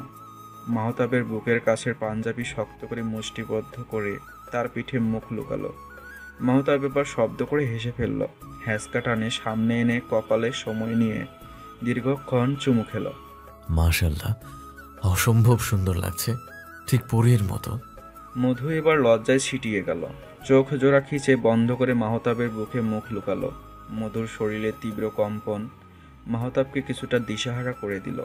শারীরিক উত্তাপ বেড়ে গেল, কপালে ঘামের রেখা দেখা দিল। পৌরষ মনের আনাচে কানাচে অনুভূতির আনাগোনা বেড়ে গেল হাজার গুণ। মধুকে বুকে জড়িয়ে হালকা উঁচু করে রুমে নিয়ে এলো সে। খেই হারিয়ে ফেলল মধু। বুঝতেই পারল না সে মাটি থেকে 3 ইঞ্চি ওপরে তার বরের বুকে লেপ্টে আছে। সারা শরীরের তাপমাত্রা হঠাৎ করেই যেন খুব বেড়ে গিয়েছে। গাল থেকে যেন গরম ভাব বেরোচ্ছে। অনুভূতির দুনিয়া থেকে বাস্তবে ফিরে এলে নিজেকে বিছানায় আবিষ্কার করল মধু। মাহতাবের দিকে তাকিয়ে কিছুটা ভরকেও গেল সে। মানুষটাকে এমন উন্মাদের মতো লাগছে কেন? এই কেনর উত্তর সে জানে। মাহতাবের রক্তিম চোখে তাকিয়ে থাকতে পারল না সে। লজ্জায় মুখ ঘুরিয়ে নিল। মাহতাব একটানে গায়ের পাঞ্জাবিটা খুলে ফেলল। কিছুটা আটকে আটকে বলল, আমি কিন্তু খুব রোমান্টিক, দেখতে চাও তুমি? মধু আগের চেয়েও বেশি লজ্জায় কুঁকড়ে গেল। লোকটা মোটেই সুবিধার নয়। এভাবে কেন বলতে হবে? দেখলে কি সে মানা করবে নাকি? প্রচণ্ড উন্মাদনায় মাহতাবও মুখ টিপে হাসল। স্ত্রীর লাজুক ভরকে যাওয়া মুখ দেখতে তার অসম্ভব ভালো লাগে। মধুর রাতটি কাটল অত্যন্ত যন্ত্রণাদায়ক সুখে। এই গভীর স্বল্পভাষী মানুষটার পাগলাটে ভালোবাসার আদরে সে নিজের কষ্টটুকু প্রকাশ করতে কুণ্ঠাবোধ করল। মাঝে মাঝে তার কান্নার শব্দে মাহতাবের তাকে আগলে নেয়ার সুখটুকু সমস্ত যন্ত্রণা এক নিমিষেই ভুলিয়ে দিল। নখের আঁচড়ে ক্ষত বিক্ষত হলো মাহতাবের উন্মুক্ত পিঠ। মধুর মুখ থেকে অস্পষ্ট স্বরে উষ্ণ আওয়াজ প্রতিধ্বনিত হচ্ছে। সকালটা সবার কাছে প্রতিদিনকার মতো হলেও মাহতাবের কাছে সম্পূর্ণ অন্যরকম একটি সকাল মনে হলো। তার বুকের সাথে লেপ্টে এক স্নিগ্ধ মেয়ে ঘুমিয়ে। ঘড়ির কাঁটা 8টায় গেলেও আজ তার বিছানা ছাড়তে ইচ্ছে করছে না। মাথা হালকা ব্যথা করছে। কম করে হলেও তার 4 থেকে 5 ঘন্টা ঘুমাতে হবে। মধু ঘুমিয়েছিল ফজরের পরে, চাইলে সেও ঘুমাতে পারত, কিন্তু তার ঘুমান্ত মধুকে দেখতেই বেশি ভালো লাগছে। মনের মধ্যে হাজারো জল্পনা কল্পনা আসলেও সে পাত্তা দিচ্ছে না। রহিমা এসে ডেকে গেছে ব্রেকফাস্টের জন্য। এখন না উঠলে ময়না বেগম এসে হানা দেবে। মাহতাব সেই রিস্ক নিতে চাইল না। না চাইতেও মধুকে ছেড়ে উঠতে হলো তাকে। মধুর এত সুন্দর ঘুমটা সে নষ্ট করতে চাইছে না। লামিয়ার সামনে এক গাদা খাবার সাজিয়ে বসে আছে ময়না বেগম। তার হিসেব মতো লামিয়ার এখন একমাত্র কাজ সারাদিন খাওয়ার ওপরে থাকা আর রাতভর এটা সেটা খাওয়ার বায়না করে তার ভাইকে জাগিয়ে রাখা। একটি রোমান্টিক প্রেগনেন্সি আওয়ার কাটাতে হলে এসব করা বাধ্যতামূলক। লামিয়ার মুখটা শুকিয়ে গেছে। এত খাবার সে সারাদিনে খেয়ে শেষ করতে পারবে কিনা সন্দেহ। মেহরাব নিজেও কিছুটা অসহায় বোধ করলো। সকাল সকাল কিছু বলে বোনটাকে রাগিয়ে দেওয়ার কোনো ইচ্ছেই নেই তার। বউকে দেখেও মায়া হচ্ছে। একটা মাত্রই তো বউ তার। মধুর দিন শুরু হলো বেলা 11টায়। মাহতাব ততক্ষণে অফিসে চলে গিয়েছে। লাঞ্চের সময় অবশ্য সে বাসায় থাকবে তা মধু খুব ভালো করেই জানে। তবুও মনের মধ্যে কিছুটা অভিমান এসে ভিড় করলো তার। একবার বলে গেলে কি হতো। অভিমানী মন নিয়েই শাওয়ার নিয়ে ফ্রেশ হয়ে রুম থেকে বের হলো সে। বাইরে থেকে চিৎকার চেঁচামেচির শব্দ শোনা যাচ্ছে। ময়না বেগম আজও নিচতলার ভাড়াটিয়ার সাথে ঝগড়া বাঁধিয়েছে। লামিয়া টেনে নিয়ে এলেও সে নতুন উদ্যমে আবারও তেড়ে যায়। রহিমা আর জড়িও তার সাথে সমানে তাল দিয়ে যাচ্ছে। আজ নাকি ময়না বেগমের কাছের ড্রাগন ফ্রুট চুরি হয়েছে। লামিয়ার মুখ দেখেই বোঝা যাচ্ছে এতে সে ভীষণ খুশি। প্রতিদিন তার ওপর ড্রাগন ফ্রুটসের যে অত্যাচার চলে তা থেকেই রেহাই পাওয়া গেল। মধু গিয়ে অনেকটা কষ্টে ময়না বেগমকে টেনে ভেতরে নিয়ে এলো। স্বামীরা আজ কয়েকদিন যাবৎ তার মামার অফিসে জয়েন করেছে, তাই সকালের নাস্তা সেরেই সে অফিসে ছুটেছে। এতে মাহতাবের কিছুটা চাপ কমেছে বইকি। ময়না বেগম এখনও রাগে ফোঁসফোঁস করছে। মধু মুচকে এসে ময়না বেগমকে এক হাতে জড়িয়ে ধরে বলল, আর রাগ করবেন না আপা, অসুস্থ হয়ে যাবেন তো। এই জড়ি আপার জন্য এক গ্লাস ঠান্ডা শরবত নিয়ে আয় তো। আর আচ্ছা আপা, আজ কি খাবেন বলুন? আজ আমি নিজে রান্না করব। ময়না বেগম হুট করেই শান্ত হয়ে গেল। মধুর আগাগোড়া খুঁটিয়ে খুঁটিয়ে পর্যবেক্ষণ করলো কিছুক্ষণ। লামিয়াও এসে ময়না বেগমের পাশে বসেছে। মধু কিছুটা আড়ষ্ট হয়ে বসলো। তার অস্বস্তি হচ্ছে। আমার ভাই তোকে ছুঁয়েছে তাই না? মাহাতাব তোকে মন থেকে মেনে নিয়েছে। ময়না বেগমের উচ্ছ্বাসিত গলা শুনে হতভম্ব হয়ে গেল মধু। লামিয়াও হাসি মুখে তাকিয়ে। লজ্জায় ঘামতে লাগলো সে। মধুর লজ্জায় চুপসে যাওয়া মুখটা দেখেও পাত্তা দিল না ময়না বেগম। সে গুনগুন করে কাঁদতে লাগলো। কিছুটা বিলাপের সুরেই বলল, বুড়ো বয়সে আমার ভাইটা যৌবনের স্বাদ পেল। কত বললাম বিয়ে কর বিয়ে কর, আমার কথা শুনলো না। এখন কার লাভ হলো? গৌরবের কথা বাসি হলেও বলে তখন বিয়ে করলে এখন 2 বাচ্চার বাপ থাকতো। মধু লজ্জা ভুলে হতভম্ব চোখে তাকিয়ে রইল ময়না বেগমের দিকে। লামিয়া মাথা নাড়তে নাড়তে চলে গেল। মধু আশেপাশে চোখ বুলিয়ে কাঁপা কাঁপা গলায় বলল, আমি কিচেনে যাচ্ছি আপা। ময়না বেগম আসলে মুখ বুজে গুনগুন করে মধুকে বলল, লাউ শাক ভর্তা করো আজ, ডিম ভর্তা, শুটকি আর আলু ভর্তাও করো আজ। মধু মাথা নাড়িয়ে চলে গেল। জড়ি শরবত নিয়ে এতক্ষণ দাঁড়িয়ে দাঁড়িয়ে ময়না বেগমের কাণ্ড দেখছিল। মধু যেতেই সে মুখ থেকে আঁচল সরিয়ে কর্কশ গলায় বলল, শরবতটা কি গ্লাসেই শুকাবি? এদিকে দে, আমার গলা শুকিয়ে গেছে। জড়ি মুখ ফুলে শরবতের গ্লাস গিয়ে দিল। আপা, আপনি সারাক্ষণ ভাবি আর ভাইয়ার পিছনে লাইগা থাকেন কেন? তারা তো আপনারা পাগল মনে করে। হেল লাইগা তো ডাক্তারও দেখাই দেখি। ময়না বেগম গ্লাসে চুমুক দিয়ে মুচকি হাসল। গ্লাসের শরবতটুকু শেষ করে হাসি মুখেই বলল, আমি সবই জানি। তোর দুলাভাই মারা যাবার পরে আমি বড্ড একা হয়ে গিয়েছিলাম রে জড়ি। লোকটাকে আমি বড় ভালোবাসতাম। তার শূন্যতা পৃথিবীর কোনো কিছু দিয়ে পূর্ণ হওয়ার নয়। মাঝে মাঝে জোড়া শালিক দেখলেও আমার তার কথা মনে পড়ে। আমরা তো জোড়া শালিকের মতোই ছিলাম।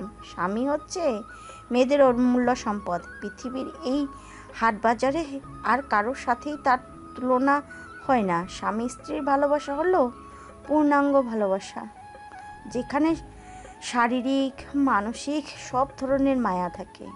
তুই চাইলেই সেই জায়গাটা অন্য কোনো সম্পর্ক দিয়ে পূর্ণ করতে পারবি না। বাবার বাড়ি আসার কিছুদিন পরেই বাবাকে হারালাম। তখন আমি পাগল ভাই।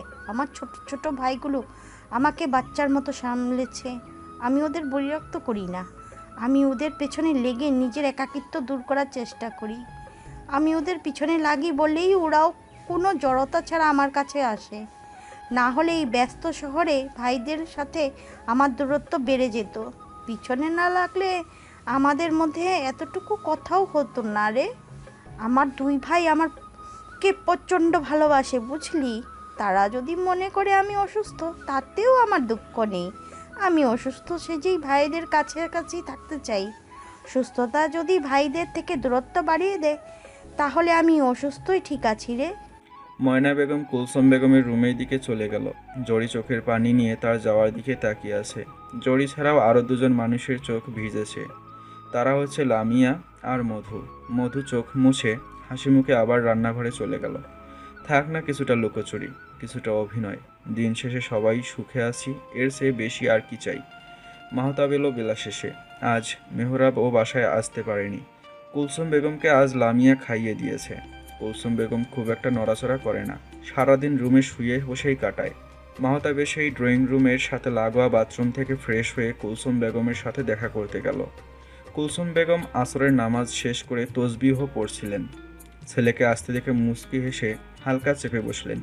মাহতাব মায়ের গা ঘেঁষে বসে এক হাতে জড়িয়ে ধরল, তারপর বলল, এখন কেমন আছেন আম্মা? আমার একটা মিটিংয়ের জন্য গাজীপুর যেতে হয়েছিল, জ্যামে আটকে ছিলাম, তাই আসতে দেরি হয়ে গেল। আপনি খেয়েছেন? এত চিন্তা করো না আব্বা, আমি ভালো আছি আলহামদুলিল্লাহ। তোমাদের মতো সন্তানের মায়েরা কখনো খারাপ থাকে না বাবা। আমি খেয়ে নিয়েছি। আমার ছেলেদের অনুপস্থিতিতে আমার মেয়েরা আমার যত্নের ত্রুটি রাখে না। যাও গিয়ে খেয়ে নাও। মাহতাব মায়ের কপালে চুমু খেয়ে বেরিয়ে গেল। আজ সারাদিন মধুর সাথে কথা হয়নি। মধু কি রেগে আছে? কপালে ভাঁজ ফেললেই রুমের দিকে এগিয়ে গেল সে। পথে ময়না বেগমের সাথে দেখা হতেই সে মুখ বাঁকিয়ে নিজের রুমে গিয়ে খিল দিল। মাহতাবের ভ্রু আরও কিছুটা কুঁচকে গেল। আবার কি হলো? মধু মাহতাবের ক্লান্ত মুখ দেখে আর রাগ করে থাকতে পারল না। হাসি মুখে এগিয়ে গিয়ে তার হাতে ভাঁজ করে রাখা কোটটা নিজের হাতে নিয়ে নিল। ফ্রেশ হয়ে আসুন, খাবার দিচ্ছি আমি। মাহতাব স্বস্তির শ্বাস ফেলল। বইয়ের রাগ কিভাবে ভাঙাতে হয় তা সে জানে না। বহু বছর আগের প্রেমের অভিজ্ঞতা কি আর এখন কাজে লাগবে? আমি ফ্রেশ হয়েছি। তুমি খেয়েছো? খুব খারাপ কথা, অল্প হলেও খেয়ে নিবে, পরে না হয় আবার আমার সাথে খাবে। মধু হেসে সায় জানালো। মাহতাবকে চেঞ্জ করতে বলে চলে গেল খাবার গরম করতে। রাতে সবাই একসাথে বসেছে। আলোচনার বিষয় হচ্ছে স্বামীরের বিয়ে। ময়না বেগম দেরি করতে চায় না, যত তাড়াতাড়ি সম্ভব ছেলের বিয়ে করাবেন তিনি। ময়না বেগমের কথায় সবাই সায় জানালো। স্বামীর নিজেও কোনো অমত করলো না। আলোচনা শেষে ঠিক হলো ময়না বেগম নিজেই মেয়ে খুঁজে বের করবে। ভাইদের পছন্দের ওপর তার ভরসা নেই, তাতেও কারোর কোনো আপত্তি নেই। ময়না বেগমের দুই সহচারী রহিমা আর জরি, তারা এলাকা ঘুরে ভালো মেয়েদের খবর জোগাড় করবে। তারপর ময়না বেগম তদন্তে নামবে। রাতে বারান্দায় মাহতাবের কাঁধে মাথা রেখে বসে আছে মধু। মাহতাব মধুকে এক হাতে আগলে রেখে আর এক হাতে খুব মনোযোগ দিয়ে কিছু একটা করছে। কি করছেন? অফিসের কিছু কাজ ছিল, তা শেষ করছি। মধু আবার আকাশ দেখায় মন দিল। বেলি ফুলের গাছে এখন কোনো ফুল নেই, তবে তার পাশেই সারি সারি সাদা গোলাপ ফুটে আছে। এই গাছগুলো মধু নিজ হাতে লাগিয়েছে। কি দেখছো? বাগানে খুব সুন্দর ফুল ফুটেছে। মাহতাব সেদিকে তাকিয়ে মুচকি হাসল।